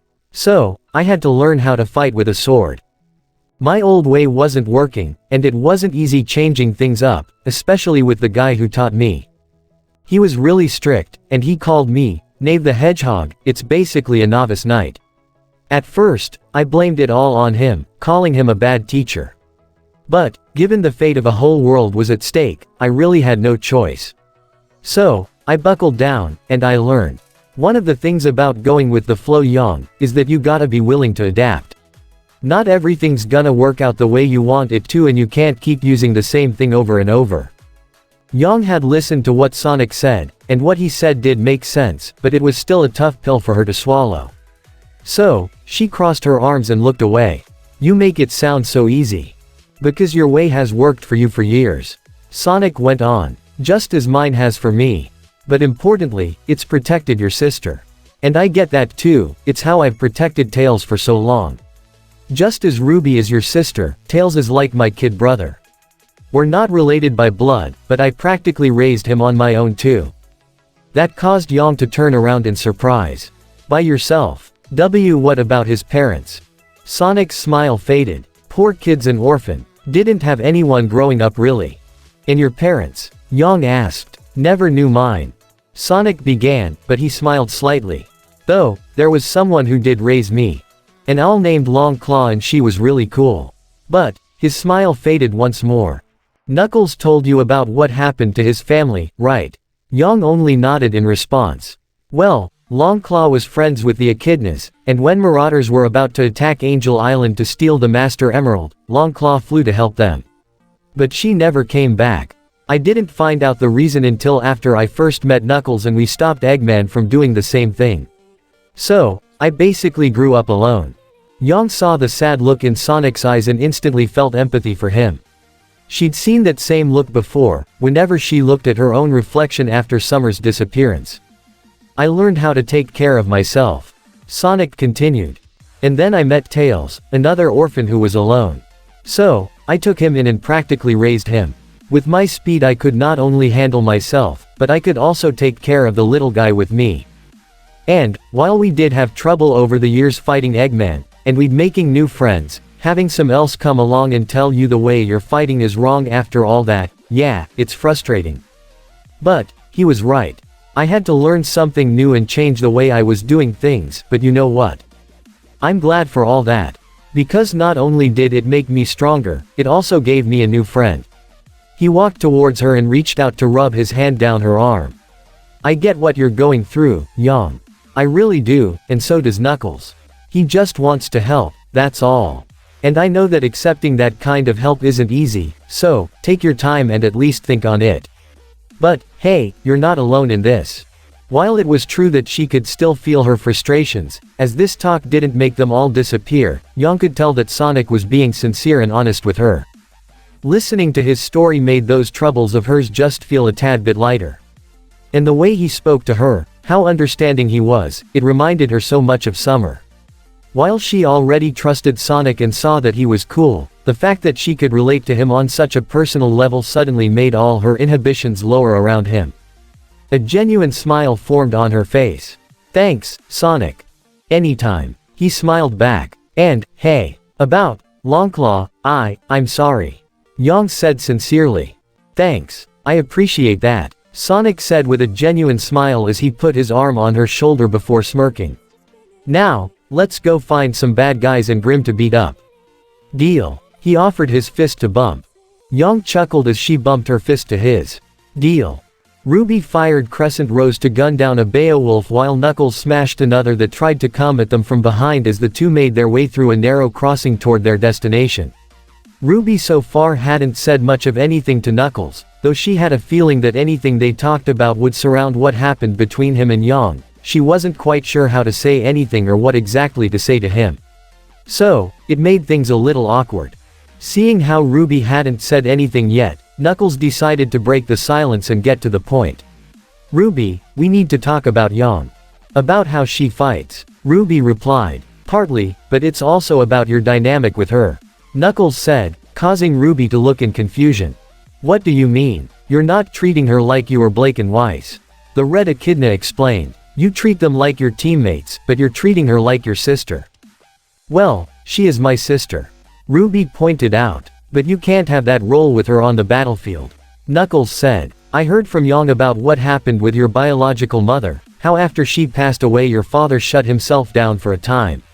So, am I right to assume that Yang was the one who raised you? RWBY shuffled nervously a bit before answering. Well, Dad has gotten better. And Uncle Kiro, he's helped a bit. But it's mostly been her. Knuckles said, to which RWBY gave a single nod. Look, you two seem to have a good relationship with each other and that's a great thing. I'm glad you had someone to look after you. But you can't have that same kind of relationship when you're on the battlefield. Yang might be your older sister and the one who raised you, but you are the leader. And that means you gotta take charge this time, whether it's in the middle of a fight, or training and trying to improve yourselves. You can't play favorites with her. I didn't think I was, RWBY said shyly. Have I been doing something wrong? Not wrong, Knuckles assured. It's just, being a leader is not just being supportive of your teammates, even though that is an important part of it. It's also being critical. If something happens, if you notice a way that your teammate is acting or how they handle themselves, it's important to address that and find a way to improve. You remember how Blake almost ran herself ragged trying to investigate the White Fang. You saw that she needed to stop and rest and were quick to help address that. You have to be willing to do the same with Yang, too. Is that what you were trying to do with Yang before? You thought the way she was using her semblance was wrong? RWBY asked. She purposely lets herself get hurt, and even if that makes her stronger, it's only temporary. Knuckles explained. Not only that, if she's unable to actually hit back, then all that gathered energy is wasted and she wears herself down for nothing. Her temper is also a big part of it. If she loses herself in her anger, she can't focus, and it makes her sloppy and predictable in a fight. These are things that you as a leader have to look for and be aware of, even if she is your sister. Sonic told me that being a leader was about listening and compromising with your teammates. RWBY recalled. And he's right, but that also has to work both ways. Knuckles said. Your teammates have to be willing to listen and compromise with you. That's how me, Sonic, and everyone else do it, and you have to do the same thing here. If you're only supportive and not critical, your whole team will get stagnant, you won't get any stronger. RWBY took a moment to let all that sink in. After her talk with Sonic, she was able to compromise with Weiss at the beginning of their first semester after having such a rocky start. And after learning Blake was once part of the White Fang, RWBY was able to find a compromise and extend a hand to her as a friend and teammate, and even she stepped in when Blake exhausted herself when investigating Eggman and the White Fang. It was hard to imagine herself doing that with Yang, but after seeing her lose her sparring match with Knuckles, maybe she should start doing what Knuckles said. I think I get what you mean, it's just hard. Knuckles finished for her. I get it. Look, when this mission is over, at least sit down and try to talk with Yang for a bit. You did the same with Weiss and Blake, now it's time to do that with her. Not as sisters, but as teammates. RWBY gave a single nod. Okay, I'll try. Good. Knuckles nodded with a smile. But there is something else I've been wanting to ask you about Yang. I heard how your uncle was the one who trained you how to fight, but what about her? Because from what I gathered, they didn't exactly do a good job. Well, RWBY didn't quite answer right away. Dad gave her a few tips and showed her some things, and some of the teachers at Signal did say some things. Wait, hold on one sec. Knuckles stopped her. Are you telling me that nobody trained her? Dad did, kinda. RWBY still didn't have a solid answer. I know she tried to train me, but I was never really a puncher. I'm not asking about you, I'm talking about her. Knuckles clarified. How exactly did your father train her? I remember watching them a few times, him showing how to punch, but I'm not a brawler. RWBY explained. So, I can't say. He taught her to fight. That's all. Knuckles questioned. What about her over-reliance on her semblance? Or her temper? He didn't say anything about that. When he saw how RWBY didn't provide an answer right away, it immediately told him no. Which only caused him to look with concern. And your uncle? Did he train her? No, at least I don't think so, RWBY answered, sounding a bit unsure. Why not? Knuckles questioned, looking very serious. Well, their fighting styles are different. RWBY tried to explain. Yang's a brawler, and Uncle Kiro's more of a weapons master like me. Even if that's the case, any veteran fighter would still have some kind of advice to give. Knuckles said before looking with concern. RWBY, this is very serious. You might have had Yang to help raise you, but who did Yang have? Her dad shut down, but what about your uncle? Where was he? He works, RWBY stuttered, not quite sure where Knuckles was going with this, but it made her feel a bit nervous. He's a huntsman and, he takes jobs across Remnant. He's still gotta be home sometime. Knuckles stated. Not really, RWBY answered. How often is he home? Answer me. Honestly. Knuckles said seriously. Maybe, once a year or so. RWBY rubbed her arm nervously. So how was he able to train you if he's only home once a year? Knuckles questioned. He became a teacher at Signal when I enrolled there. She answered. Did Yang attend that school too? Yeah, she was 2 years ahead of me. RWBY replied. So, there was a time where he was around you more often than normal. But he spent that all with you and not her. Knuckles was starting to get a little irritated. Well, I mean I was total garbage before he trained me, RWBY tried to say. That's not important right now. Knuckles stated. From what I gather, your uncle neglected Yang and that could be the reason she's the way she is with her fighting. She didn't have anyone. Maybe your father did help teach her to throw a punch, but it doesn't seem like he taught her anything else. He didn't guide or mentor her or explain to her the flaws in how she fights. Yang raised you, yes. But nobody raised her, or weren't all there, and that could be the source of all of this. RWBY had never actually thought about that. She always thought Yang was already good on her own. She seemed to take their father's lessons in strides, so she never really questioned it. But with everything Knuckles said to Yang at Beacon and now here, it really made RWBY ask herself. Why didn't Kiro train Yang? They barely interacted at Signal. In fact, most of the time he was there was mostly spent mentoring and teaching RWBY. He barely even talked with some of the other students. And the second she was enrolled in Beacon, he quit the academy. This really left a lot of questions in her head that she didn't quite know how to answer. So, what do we do? RWBY asked. How do we fix this? Knuckles could tell that RWBY was confused and didn't have a solid answer, which he didn't expect her to, but this was still a very serious matter. And while he didn't have a solid answer either, there was still one thing they could do. For now, have that talk with Yang like I said about finding a way to compromise with her. Knuckles said a bit more calmly. Work at making your team stronger.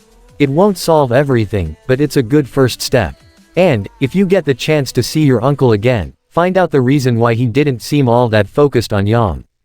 That did make sense. RWBY never really questioned her uncle all that much, just like with Yang growing up, he seemed to know what he was doing. But now, maybe it was time to start asking questions. She was the leader of a team, and her sister was one of her teammates. They had to get stronger, and if questioning Kiro was one of the steps to finding a way to help Yang, then that's what she'll do. Okay, I will. RWBY said a bit more firmly, causing Knuckles to smile. Sometime later, all 8 groups had made it to the area surrounding the main facility that was once the headquarters of Merlot Industries. It was a rather tall building, probably the tallest in the abandoned settlement. But just like everything else, it was in near ruins. The area in front of it was flat and open, almost like a parking lot, so there was no further cover. Each of the groups of 2 were hidden in various spots surrounding it before checking in.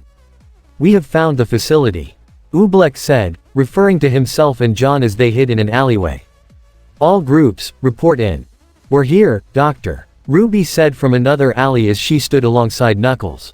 "Ready and waiting, Doc," Sonic responded as he and Yang had hidden underneath a hole in the foundation of one building. "We're on one of the rooftops," Tails reported as he and Weiss stood at the top of one of the smaller buildings, keeping themselves low to the ground to avoid being spotted. "Same here." Blake and Rouge were in a similar position on the building next to them. "We have a clear view on our side." Hira and Shadow watched from a window on the east side of the area. "Hammer Harpies ready and waiting," Nora said as she and Amy were inside another building, being closer towards the ground.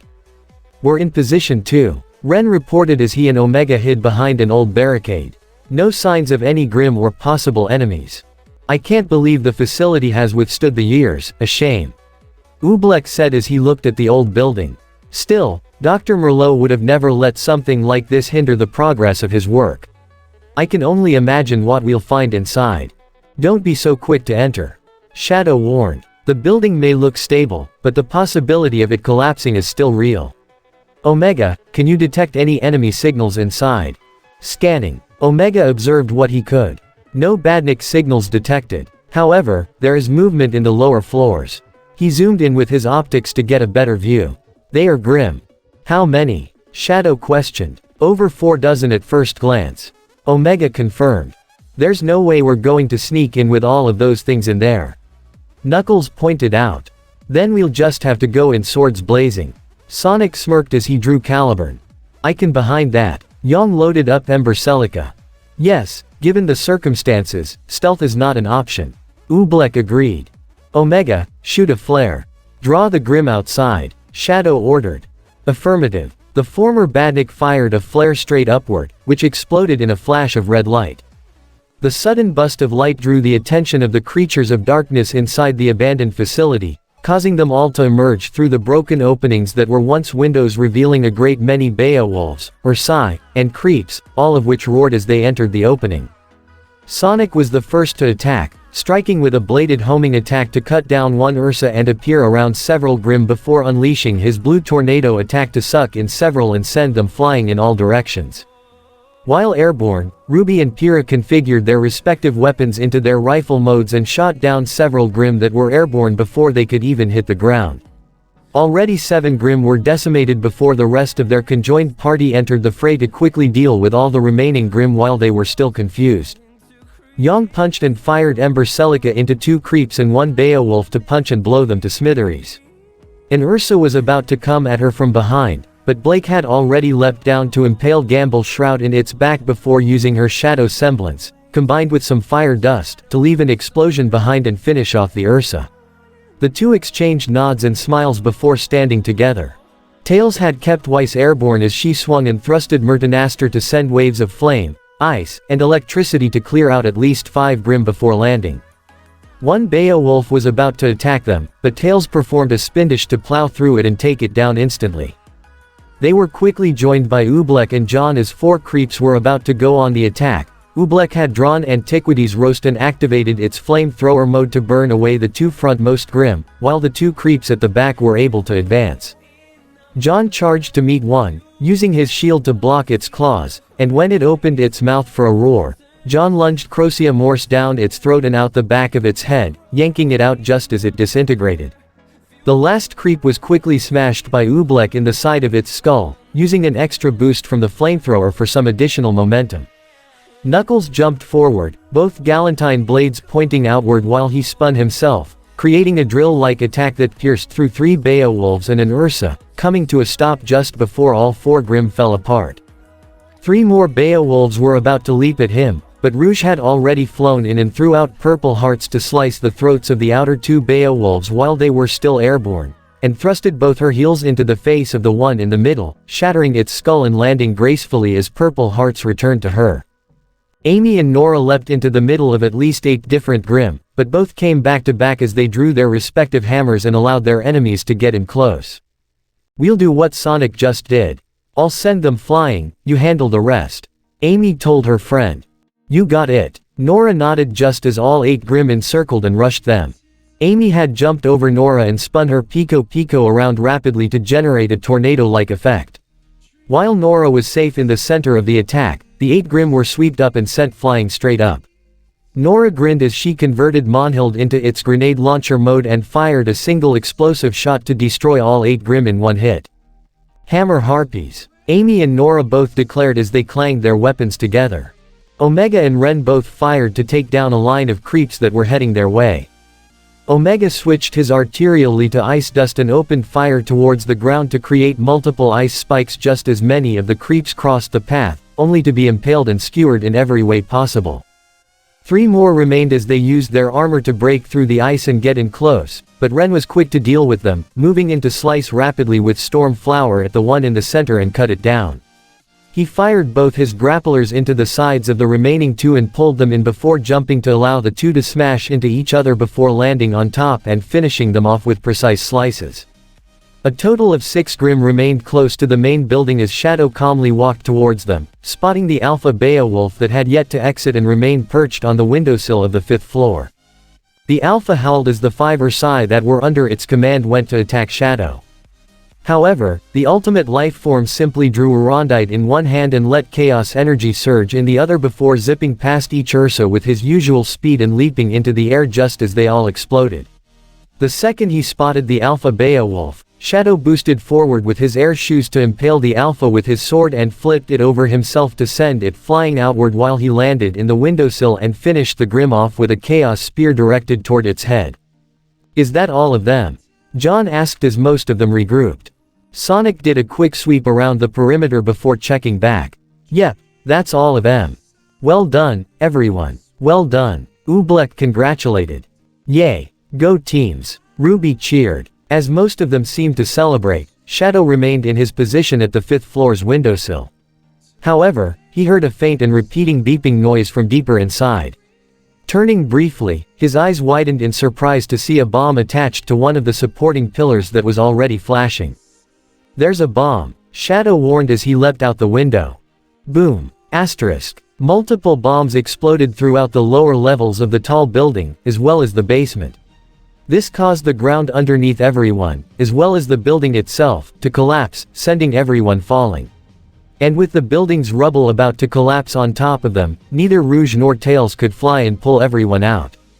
Acting quickly, Sonic and Shadow were the first to move as the ground collapsed, using their respective speeds to zip from rock to rock and grab whoever they could.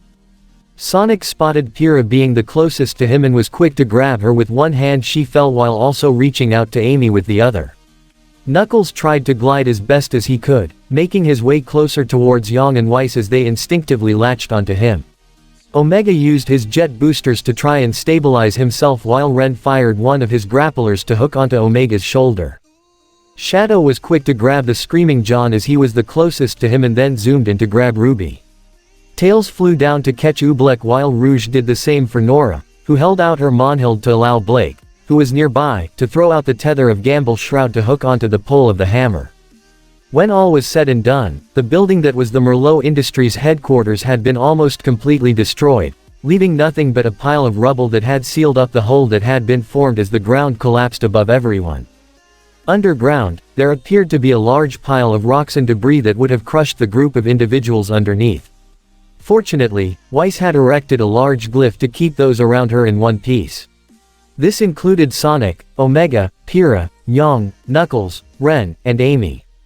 Though the heiress appeared to be struggling as this was the largest glyph she had conjured and had a hard time maintaining it. Acting quickly, Knuckles, Yang, and Omega used their strength to begin pushing and smashing all the debris around them. Once she saw that most of it had been cleared, Weiss gave one lunge straight upward with her glyph to push all the debris above her away. She nearly collapsed, but Sonic was quick to catch her. "You good?" he asked. "Yeah, just need to catch my breath." Weiss took a moment to collect herself, but she was surprised to see his smile. "Hey, that was some quick thinking back there. Nice job." Sonic congratulated. A genuine smile formed on her face. "Well, I did learn from the best. Thank you." Sonic nodded as Weiss was able to stand up straight. "Is everyone alright?" "I believe so," Pyrrha said as everyone gathered closer. But it seems we've lost half our party. Omega, can you track any of the others? Like through their scrolls or comms or something?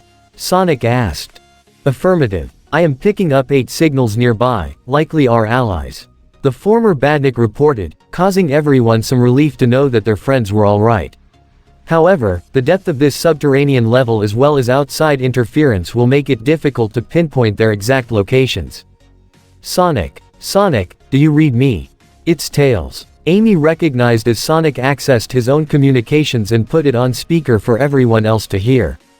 I read you, buddy. You good? I'm alright. Tails responded. RWBY, Shadow, John, Blake, Rouge, Nora, and Oobleck are all with me. We're a bit shaken up, but we're all good. What exactly happened back there? Yang questioned. Shadow said there was a bomb. Ren answered. Likely a trap. Shadow is suspecting it was remote detonation, and Rouge seems to agree with him. Tails reported. Meaning, there was somebody watching us. Now a stunt like that definitely reeks of Eggman. Sonic commented. But weird we didn't get any monologues. We'll worry about that later. Pyrrha said. Our focus right now should be regrouping with the others. I agree, that's probably our best option.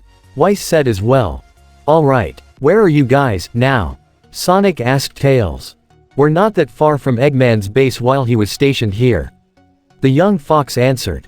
It doesn't seem like there are any pathways from where we're standing. Ren observed. I can make a pathway. Knuckles commented. Omega, can you navigate us to where they're talking about? Even if you don't have a fix on their location, you do remember where that base is, right? Correct. Omega confirmed. Based on the trajectory of our fall and our current depth, the base is less than a kilometer from our current location. Alright, you tell me where to go, and I'll do the digging. Knuckles said. Looks like we got a plan. Sonic said. We'll meet you there, Tails. Be careful. You too. Dr. Oobleck also wants me to remind you to keep an eye out for any subterranean Grimm. We can manage. See ya soon. Sonic signed off. Well, let's get going. Can you really dig your way there? Yang asked Knuckles. He smirked at her confidentially. I have years of experience. Omega, which way? That direction. Omega pointed toward a nearby wall as Knuckles approached it. Continue slightly downward at an angle of 36.2 degrees and you should reach our allies' location within the hour. Got it. Knuckles nodded before spinning his arms rapidly like a pair of wheels, his fists held outward as he quickly carved his way through the stone. With his strength, digging through solid stone was almost like drilling through soft drywall. Yang, Ren, Pyrrha, and Weiss all blinked as they saw Knuckles making a tunnel for them all at an incredibly fast pace with Omega right behind him to provide navigation. I am quite impressed, Weiss said with a blank expression as Ren nodded in agreement. As she saw Knuckles work, Yang couldn't help but think back to her sparring session with him. Once again, it was clear just how much of a gap in strength there is between the two of them. His words and her loss at his hands still weighed quite a bit on her. But when she felt a pat on her back, she turned to see Sonic giving an assuring smile, which caused the weight inside her to lessen, if only slightly as she smiled back. Come on, let's all stick close. Amy encouraged the group as they all quickly went down the newly carved tunnel. And keep our eyes peeled for anything else that may be down here. Pyrrha added as she kept Milo and Akoo handy. Meanwhile, the group consisting of Shadow, RWBY, Tails, John, Oobleck, Blake, Rouge, and Nora had arrived at the old underground base that Eggman had once occupied before he breached Vale. So, we just wait for everyone else to show up? John asked. That seems like our best option. Tails confirmed. We know how to get back up to the surface from this point. Yes, but we should also tread lightly. Oobleck advised. Ever since our last tussle with Eggman, the abandoned subway tunnels have opened to the wild forests on the surface and deep caves, which will have allowed more Grimm to wander inside. Do be careful. Kinda hoping that they do show up. Nora said. After almost getting buried alive, I need something to smash. Maybe we should check to make sure. Scout the area, RWBY advised. That sounds like a good idea. Blake agreed. Alright, RWBY is with me, we'll scout the northern area. Shadow instructed. Rouge, you and Blake take the south. If you spot anything worth noting, notify us immediately. You got it. Rouge nodded. The rest of us will try and find some shelter. Tails said as they went into their respective directions. Blake and Rouge used their respective agility and skills to maneuver their way through and around some of the old buildings before making their way to a railroad track, not big enough for trains, but more something built for mining carts, and proceeded to walk on it while observing the area around them. Eggman didn't do this place any favors. Blake commented, kicking a small rock in her path. Yeah, he's not the type to think of the long term. Rouge said. It's one of the reasons most of his plans blow up in his face and we gotta clean it all up. Blake's own natural night vision allowed her to see the darker areas more clearly, but so far, she hadn't spotted anything other than some old ruins. We haven't seen a single Grimm down here. That's kinda odd. Didn't you say you found cages in the Emerald Forest? Rouge recalled. Like someone was trying to capture Grimm. Yeah, but I don't know how they'd be able to do it. Blake said. Catching one or two Grimm would be one thing, but with all the Grimm that Dr. Oobleck said might be here, it would be impossible to try and capture that many without causing collateral damage. Fair, but still, this is kinda worrisome. Rouge said just as the two came to a stop right before a massive pit, one big enough to house a whole building. And so is that. I can't see anything down there.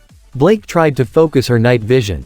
Rouge even picked up a rock and dropped it down, using her heightened hearing to try and listen to the sound of it landing.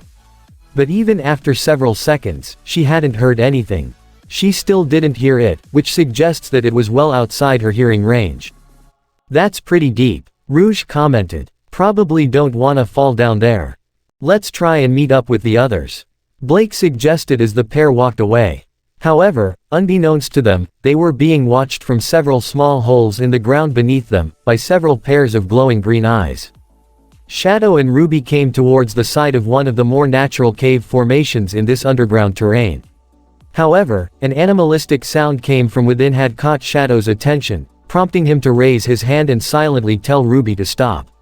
He turned to her and placed his finger over his mouth with the motion to keep silent, which she nodded in understanding as she drew crescent rows. The pair kept close to the side of the wall and peered around the corner to the source of the noise.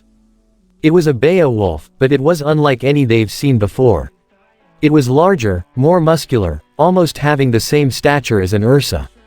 It also appeared to be glowing green with green spikes coming from its back and green eyes. But what stood out the most was that it had 3 heads. This Beowulf had 3 heads with one in the center, and 2 others on its shoulders. Does that Beowulf have 3 heads? RWBY questioned in a shocked whisper. It appears so. Shadow kept calm but narrowed his eyes in seriousness. Why is it glowing? RWBY asked. I don't know. Stay here, I'll handle it.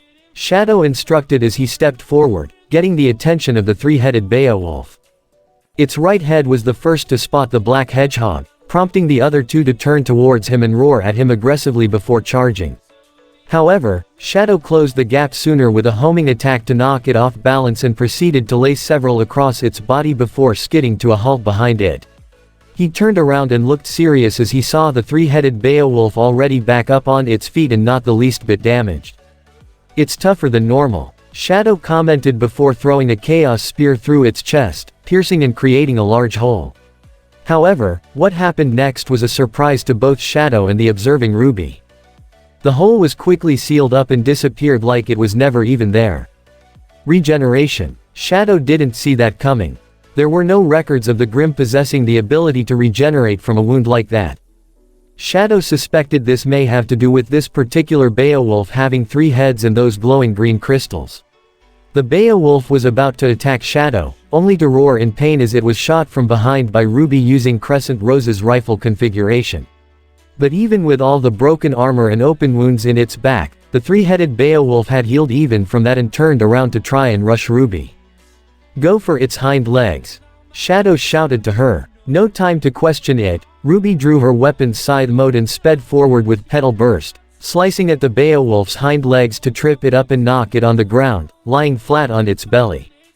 While it was down, Shadow had teleported right above and drawn a rondite to slice and decapitate all 3 of the heads in one strike before sliding to stand beside RWBY, where they watched as the Grimm exploded.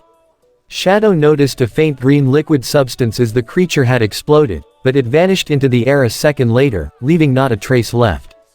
What was that? RWBY questioned. She gave a startled yelp as Shadow picked her up bridal style and sped away with his own natural speed. It didn't take long for the ultimate life form and his passenger to meet up with the others, including Rouge and Blake, near the middle of the abandoned base. "Wah, guys." John was surprised by their sudden appearance. "Everyone. There was a Beowulf. With 3 heads," RWBY exclaimed, speaking in a panicky tone. "It was glowing green, and it can heal in it." "RWBY, slow down. We can't understand," Blake said to her. "We encountered a Beowulf that had 3 heads as well as the ability to regenerate," Shadow said calmly yet seriously. "A 3-headed Beowulf?" Tails questioned with everyone else looking in surprise. "Nonsense. A Beowulf only possesses 1 head," Oobleck said. "In fact, the only Grimm in existence that do have more than 1 head are the King Taijtu and the Zerif, which is confirmed to have 3 heads, but that particular breed of Grimm is native to the harsh desert environment of Vacuo." "Well, this Beowulf had 3 heads and it could heal," Shadow revealed. "A chaos spear right through its chest and it regenerated in a matter of seconds. Even when I shot off its armor, it still grew back," RWBY added. "It was even glowing green." "Green?" Nora questioned. "Regenerating?" John questioned as well. Rouge's hearing then picked up something. It was the sound of digging, and it was coming from the ground all around them. "Heads up. We got company." Her warning came just in time as multiple holes exploded outward from the ground surrounding the group and multiple Grimm began to emerge from it. But just like the 3-headed Beowulf, these Grimm were clearly different from any they've faced so far. The ones that appeared to have dug all the holes were creeps. They too glowed green with multiple green spikes along its backs. They were larger and beefier, but what stuck out the most was that each of them had curved tusks coming from the sides of their necks, stretching out to the tips of their horned armored heads, something akin to what the Borbatusks had. And emerging from the holes just behind these mutant creeps were several more 3-headed Beowulfs. All in all, there appeared to be a total of 50, maybe even 60 of these glowing green Grimm as they had surrounded the group from all sides. "Oh dear," Oobleck looked with worry. "What are these things?" John exclaimed in a panic. "Are these like the Grimm you guys saw?" Blake asked RWBY and Shadow. "Yep," the young leader of Team RWBY answered meekly. As most of the group looked incredibly nervous, Shadow had a rondite drawn with a serious expression on his face as he looked to the glowing Grimm in front of him. "Let's go." Knuckles had punched a hole through the wall as he and Omega were the first to emerge with Sonic, Yang, Pyrrha, Amy, Ren, and Weiss right behind them. "Alright, we made it," Sonic addressed everyone. "Now let's try and," however, he and everyone else looked in surprise to see what was unfolding before them. All their other friends were in the middle of a chaotic battle with what appeared to be Grimm, but upon closer inspection, they could all see that these Grimm were not like any they've seen before. "Are those Grimm?" Weiss questioned. "Why are they glowing?" Yang wondered as well. "Alert! Enemy approaching from above," Omega warned, prompting everyone to move forward as something fell from the ceiling and landed at the spot they once were. They were immediately on guard but were shocked at the monstrosity that stood before them. It appeared to be a Deathstalker, and just like all the other Grimm in the cavern, this one too was glowing bright green with several glowing spikes across its armored body. It even had a glowing green stinger on its tail. However, what stuck out the most was that where its face normally would be, there appeared to be a Beowulf-like Grimm attached to it, or rather its upper half that seemed to have the Deathstalker body beneath acting as its lower half. It also had scorpion-like pincers for arms as opposed to claws, in addition to the massive pincers on its sides, giving it a total of 4 sets of claws. What in the name of the brother gods? Pyrrha stuttered in fear. "Is that a Deathstalker mixed with a Beowulf?" Amy exclaimed. The second Ren saw this monster of a Grimm, his eyes widened to the point where they were almost circular. This monster, it looked just like, before he knew it, he saw fire and heard the deathly screams of countless men and women, as well as the horrible sound. The sound of a demonic shriek that he heard as a child. Ren was knocked out of his trance as Amy tackled him out of the way from the lash of the monster's lower claws as everyone else backed away. Omega was the first to open fire on the monstrous Deathstalker Beowulf hybrid with his semi-automatic weapons, and Yang followed suit with her Ember Celica to fire short-range blasts. The monster raised its lower and larger claws to shield itself from the worst of the damage. While it seemed focused on them, Weiss and Pyrrha moved along the sides and fired long-range with the former's dust and the latter's rifle mode. This prompted the monster to rapidly turn and slash its claws toward Pyrrha while trying to slam its tail on Weiss, but Sonic was able to zoom in and pull Weiss out of the way while Knuckles stood in front of Pyrrha to punch and bat away the claws, allowing the two to step backwards and gain some distance as the monster roared again. "What the hell is that thing?" Yang exclaimed. "It appears to be a Grimm." Omega answered, taking a brief scan of it. "There is an unknown chemical agent circulating throughout its body, suggesting that this one has been modified and mutated." Omega turned around and scanned the battle that the rest of their friends were caught up in. "That same chemical agent is located within each of the Grimm in this area." "Mutant Grimm?" Weiss questioned. "Is that possible?" "No time to question it," Sonic stated, taking charge. "All right, you guys all go and help the others. Knuckles, we'll keep this thing busy." "You got it." The red echidna quickly stood alongside the blue hedgehog. "Amy, when you find Tails, you tell him to come back us up. I think this bad boy is gonna take some team effort," Sonic instructed. "Got it, be careful Sonic." Amy nodded in understanding. As everyone else turned around to join their friends, Amy noticed that Ren was still staring at the monster with a pale expression on his face. "Ren," she shook him by the shoulder to get his attention. "Are you okay?" Fine. I'm fine." He tried to steady himself before focusing on the task at hand. "We should go." Though greatly concerned, Amy nodded in understanding as she and Ren turned around to catch up with everyone else, leaving Sonic and Knuckles alone to face the monster before them. "All right Ugly, let's see what you can do." Sonic grinned before they charged at the mutant Grimm hybrid. John was pinned to the ground as a mutant Beowulf leapt on top of him and tried to bite down on him. John had his shield up to protect himself against the mutant's claws, but its triple heads made it hard to avoid the razor-sharp fangs that were about to descend onto his face.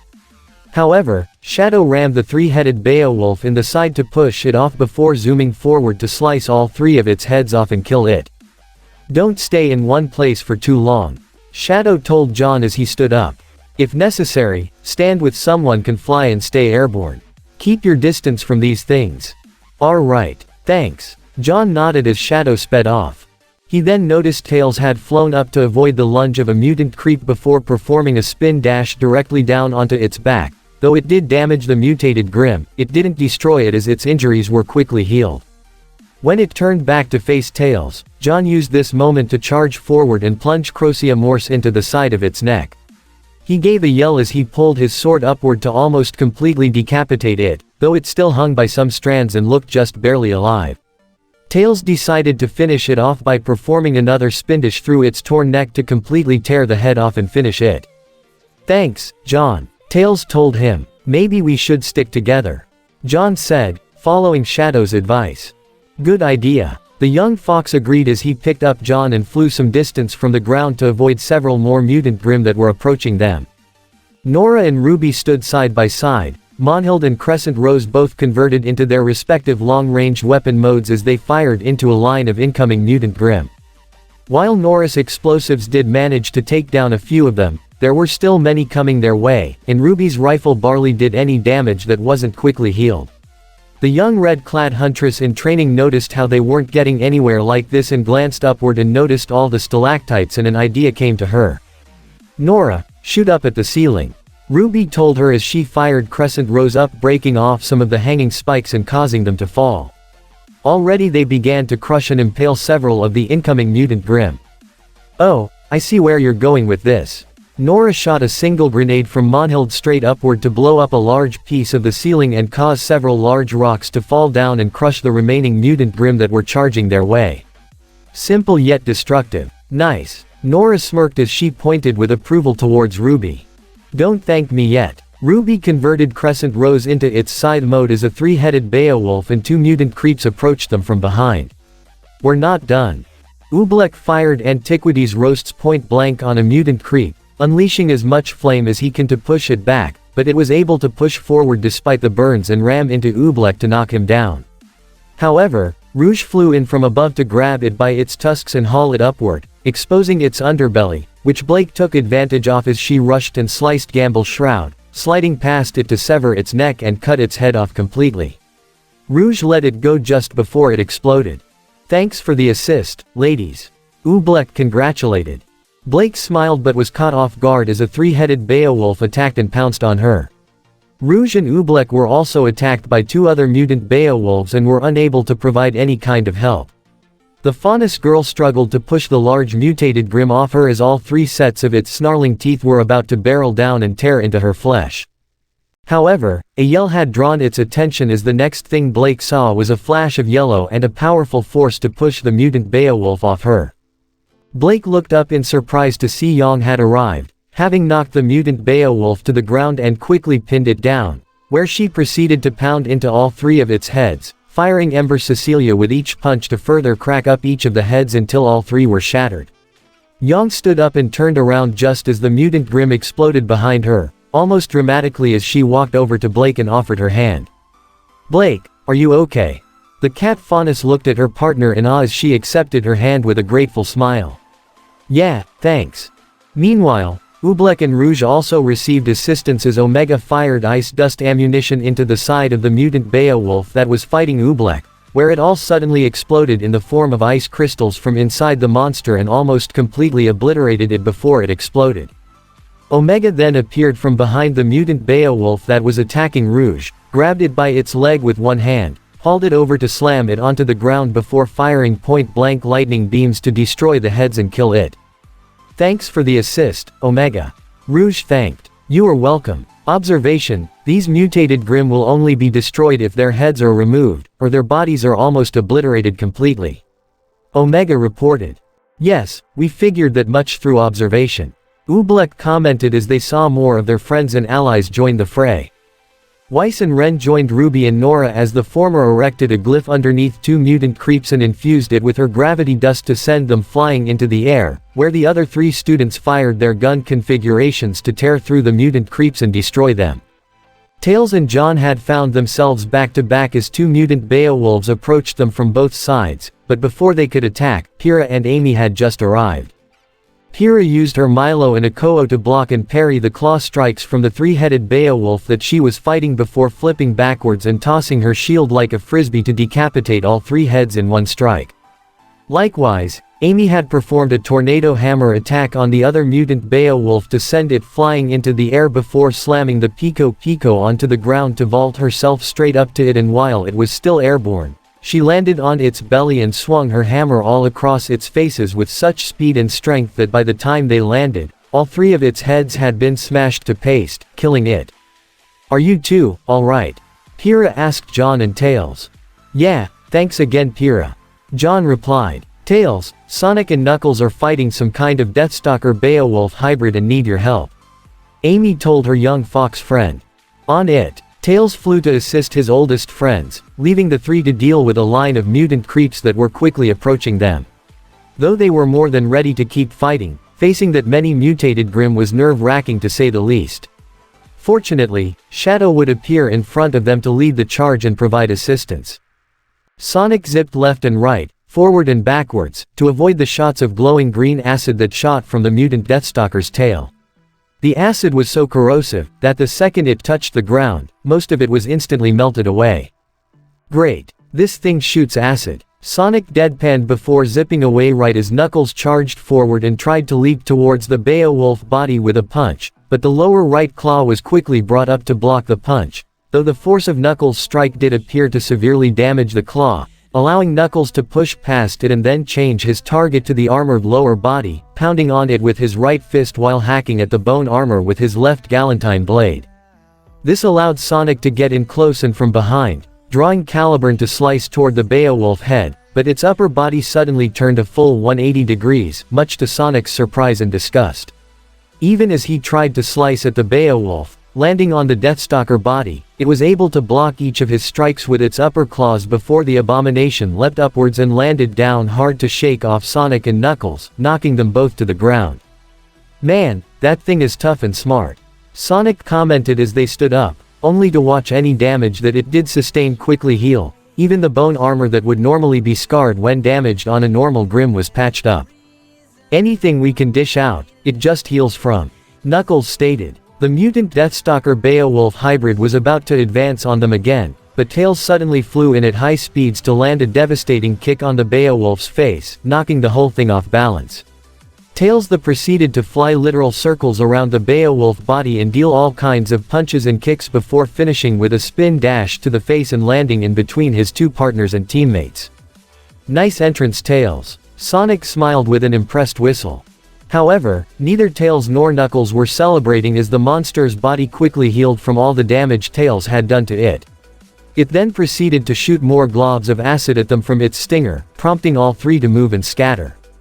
"We're wasting our energy trying to fight it like this," Knuckles said as he dashed and avoided a glob of acid. "We have to separate the Beowulf part from the Deathstalker. Even if we did, I think the Deathstalker part might still live." Tails commented as he flew up and over the acid that was shot toward him. "Do you know for sure?" Sonic asked as he zoomed the same way, avoiding the acid with little trouble. "No, but I'm not willing to take that chance," Tails replied. "Then we have to obliterate it completely. Or at least damage it so bad that it can't regenerate," Knuckles said. "I think I know how we can do that," Tails began. "When we first came here, Blake and Rouge scouted out and found a deep pit. We can toss it down there and crush it underneath some debris." "Sounds like a plan," Sonic said. "Lead the way, buddy." "Follow me," Tails prompted as he flew in a certain direction, prompting Sonic and Knuckles to follow him with the massive Mutant Grimm hybrid roaring and giving pursuit of its intended targets. Meanwhile, teams RWBY, Dark, JNPR, Amy and Oobleck, all came together as they were completely surrounded by 20 Mutant Grimm on all sides. Nearly all of them were exhausted, having used everything they could to wipe out about 2/3 of the horde they were facing, but they barely had enough energy to stand. "Guys, I can't keep this up," John said. "There's too many, and I'm just about out of dust," Weiss commented. "Gotta keep fighting," Young tried to stand firm. "I'm afraid that we cannot win this fight," Oobleck said gravely. "We must find a way to withdraw."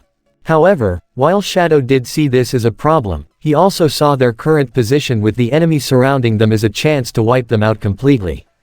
But they had to pull out all the stops here. "Is this all the remaining Grimm?" Shadow questioned. "Sonic, Tails, and Knuckles are probably still fighting that Deathstalker thing, but I think so," Amy confirmed. "Rouge, Omega, Chaos Inferno," Shadow ordered. The reformed thief and former badnik both nodded in understanding as Team Dark backed into the center of their encirclement. "All of you, hit the deck, now." "What are you?" Blake questioned. "No time. Flat on the ground, now," the ultimate life form exclaimed. Startled by his harsh tone, as well as seeing how they had no other alternatives, teams RWBY and JNPR, along with Amy and Oobleck, all quickly fell to their fronts on the ground with RWBY, Blake, and John even covering their heads, not knowing what was about to happen but felt like they had to do so. Just as the Mutant Grimm were about to advance on them, Rouge picked up Omega by his head and flew up slightly and directly above Shadow as he drew out the green Chaos Emerald. "Chaos Control." Right as he said that, a white light shined outward from their whole encirclement, freezing time around the Mutant Grimm, while also keeping all their allies around them safe and preventing them from being frozen in time.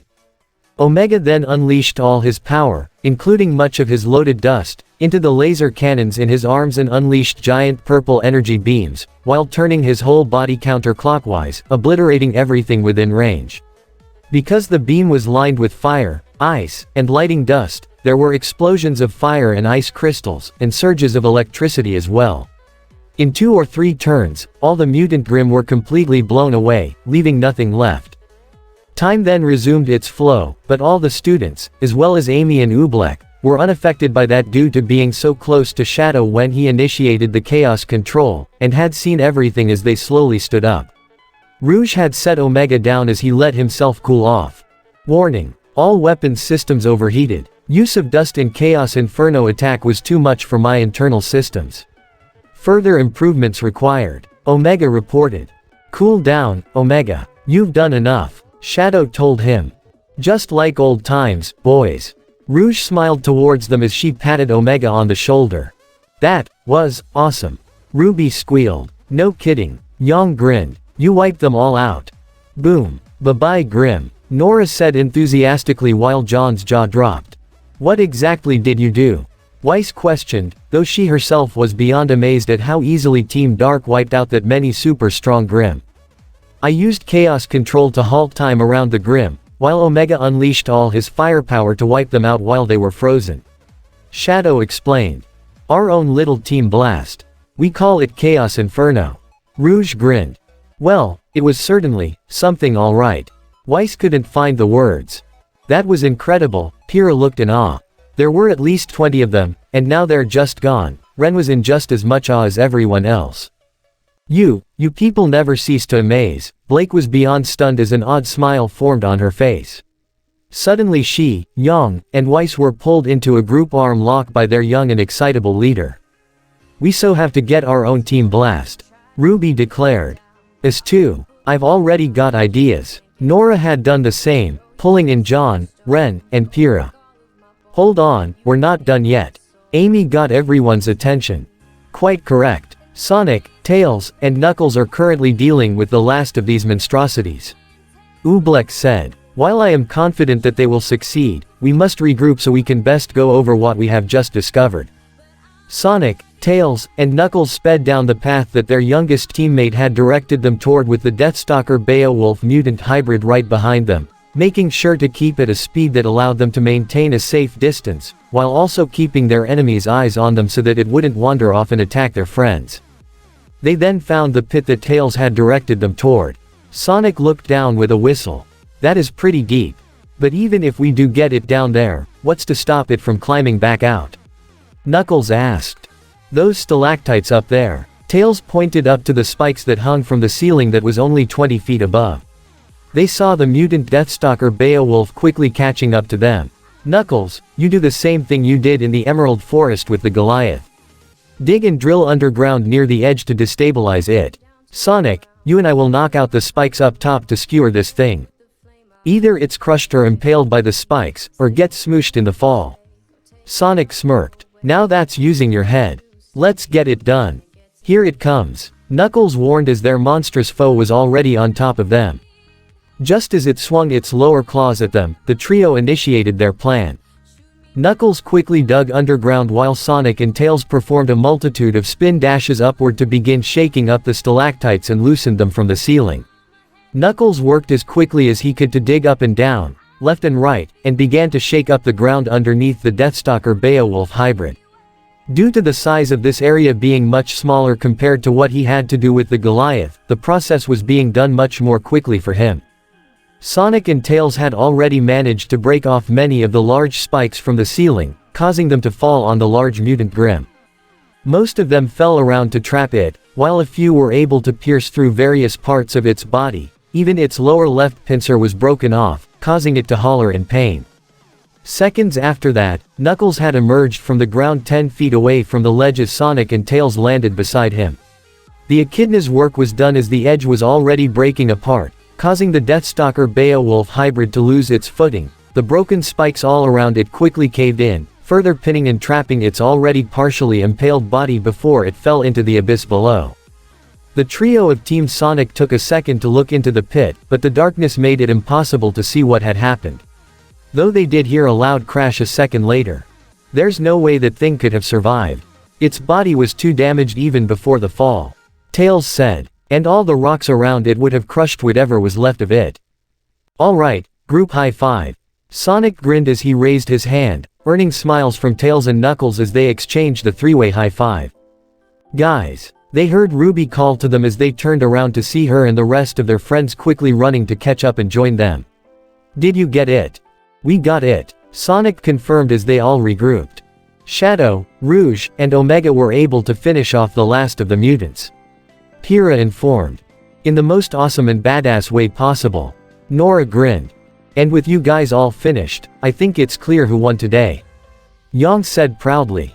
Don't be so quick to celebrate, this isn't over. Shadow stated. Quite correct. We have many unanswered questions. Oobleck began. Who reprogrammed the security network?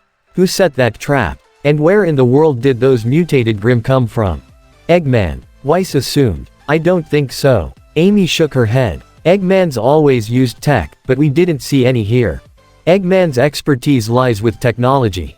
Omega added. Rarely does he indulge in biology or mutations. Do the Grimm even have biology? Rouge asked. Last time I checked, they don't even bleed. But, if Eggman isn't responsible for this, who is? Blake wondered, leaving the group to look more than a little concerned. Another question. What should we do now? Ren asked Oobleck specifically. We must return to Beacon and report what we found to Professor Ozpin. Oobleck answered. Whatever is happening now, I fear we are only scratching the surface. Out of everyone present, John appeared the most nervous. Why do I have a bad feeling about this? And this at the end of part 8 this what if. Hope you guys like it. Do not forget to leave a comment down below and subscribe to the channel.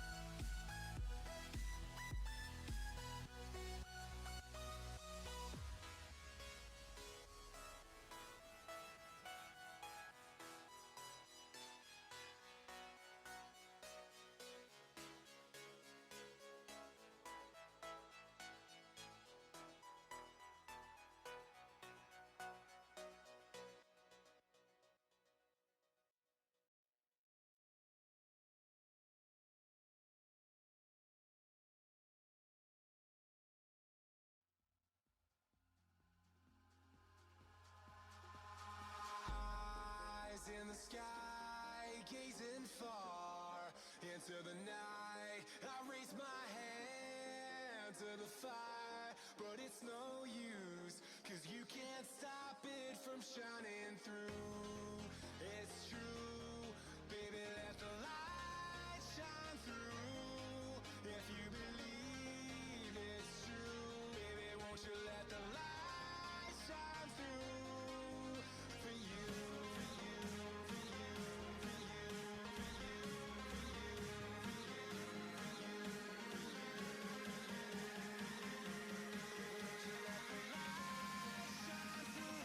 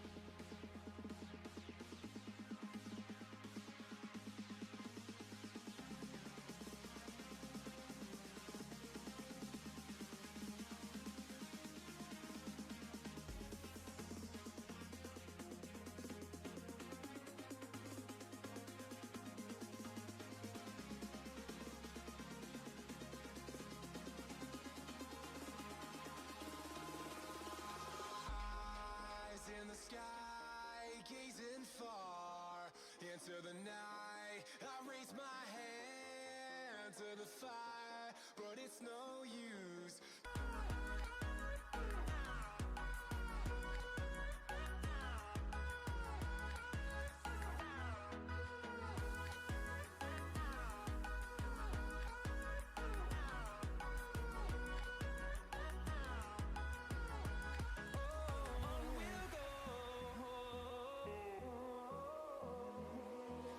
Finding life along the way, melodies we haven't played. No, I don't want no rest.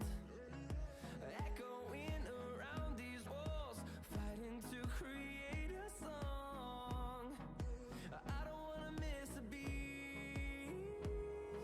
And on we'll go, through the wastelands, through the highways, till my shadow turns to sun rays. And on we'll go, through the wastelands, through the highways. And on we'll go.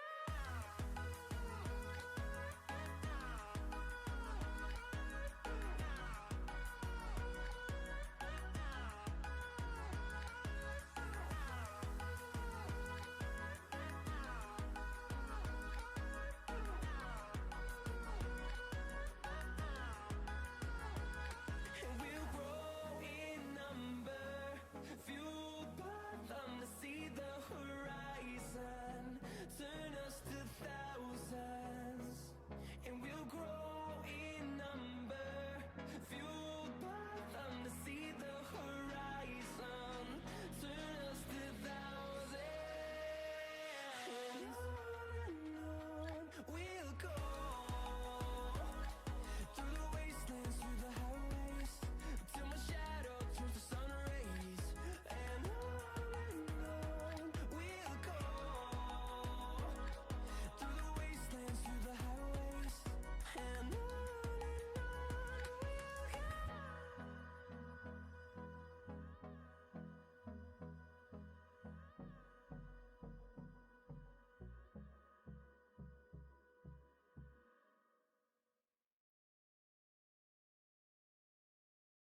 I don't ever slow up, no I don't take shit, I got no love for for the fakeness. If you wanna play tough and wanna hate this, I'll always show up.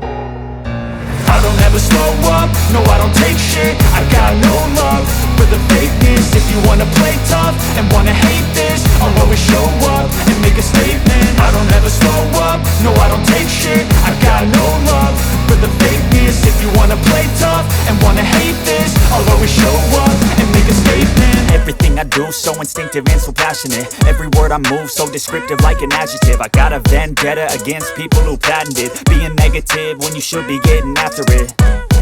I got facts over tracks, this and that. Spitting slow, spitting fast. I could roast, I could gas. Think I'm okay at last, but I don't know if that can erase all the past. And the pettiness, a reflection of the emptiness. Hilarious, you think you're worth my time, you're delirious. Mysterious, because you hide behind a fake exterior. Inferior, you know I'll always be a bit superior. Get off of me, this ain't no humble brag. I want you to hear words, you can say them back. I want you to feel free from the chains at last, and to believe in what you got, it was built to last, yeah. Now that I've been put through hell, I never got anyone's help. I had to do it all myself. I don't ever slow up, no I don't take shit. I got no love for the fakeness. If you wanna play tough and wanna hate this, I'll always show up and make a statement. I don't ever slow up, no I don't take shit. I got no love for the fakeness. If you wanna play tough and wanna hate this, I'll always show up and make a statement. Gonna learn the consequence of being incompetent. Mental health is confidence, dreams and some modestness. I'm not here to save the day, that's for you to take away. I could play a million mind games, but instead I say something not illogical, something that is topical. Rub it on and watch it go, make yourself unstoppable. Dreams are irresponsible, but they're always possible. If you just believe, you could be so remarkable. Thoughts in my head, a collage and they spread. I'll be great one day, going off of my meds. No, I'm not giving up, no, I'm not giving in. I will make it to the top, taking off in the wind. I gotta make it, I'm saving every day to taste it. I'm patient, but my mind, it can hardly take it. I'm chasing a dream that I've had for several ages. A vacant, modern kingdom for the taking. Now that I've been put through hell, I never got anyone's help. I had to do it all myself.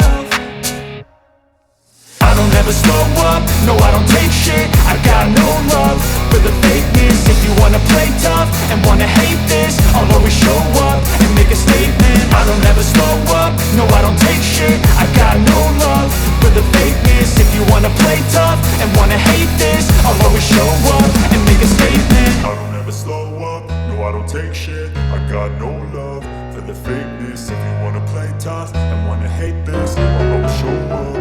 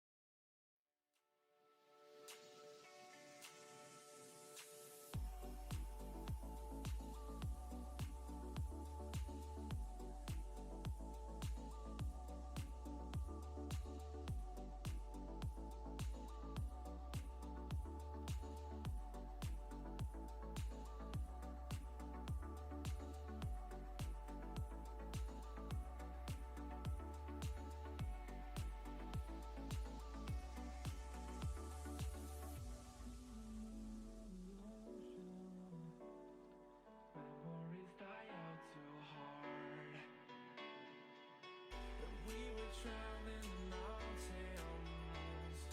just to find the loudest tears. We set down by the fire, knowing we could aim higher, but we didn't know that yet. So if you want something to hold on to, gotta find it first. But here I am, 'cause I've been laying under palm trees, waiting for the summer, knowing there's nowhere to go.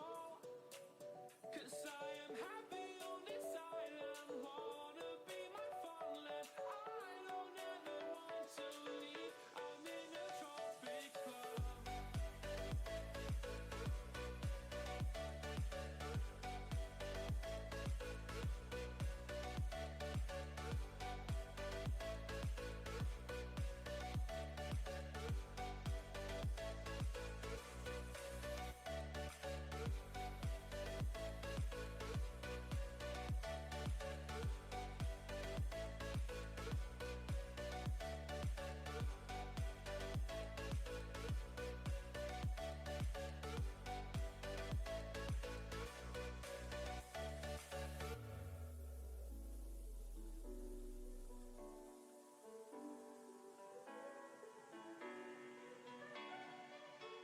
I remember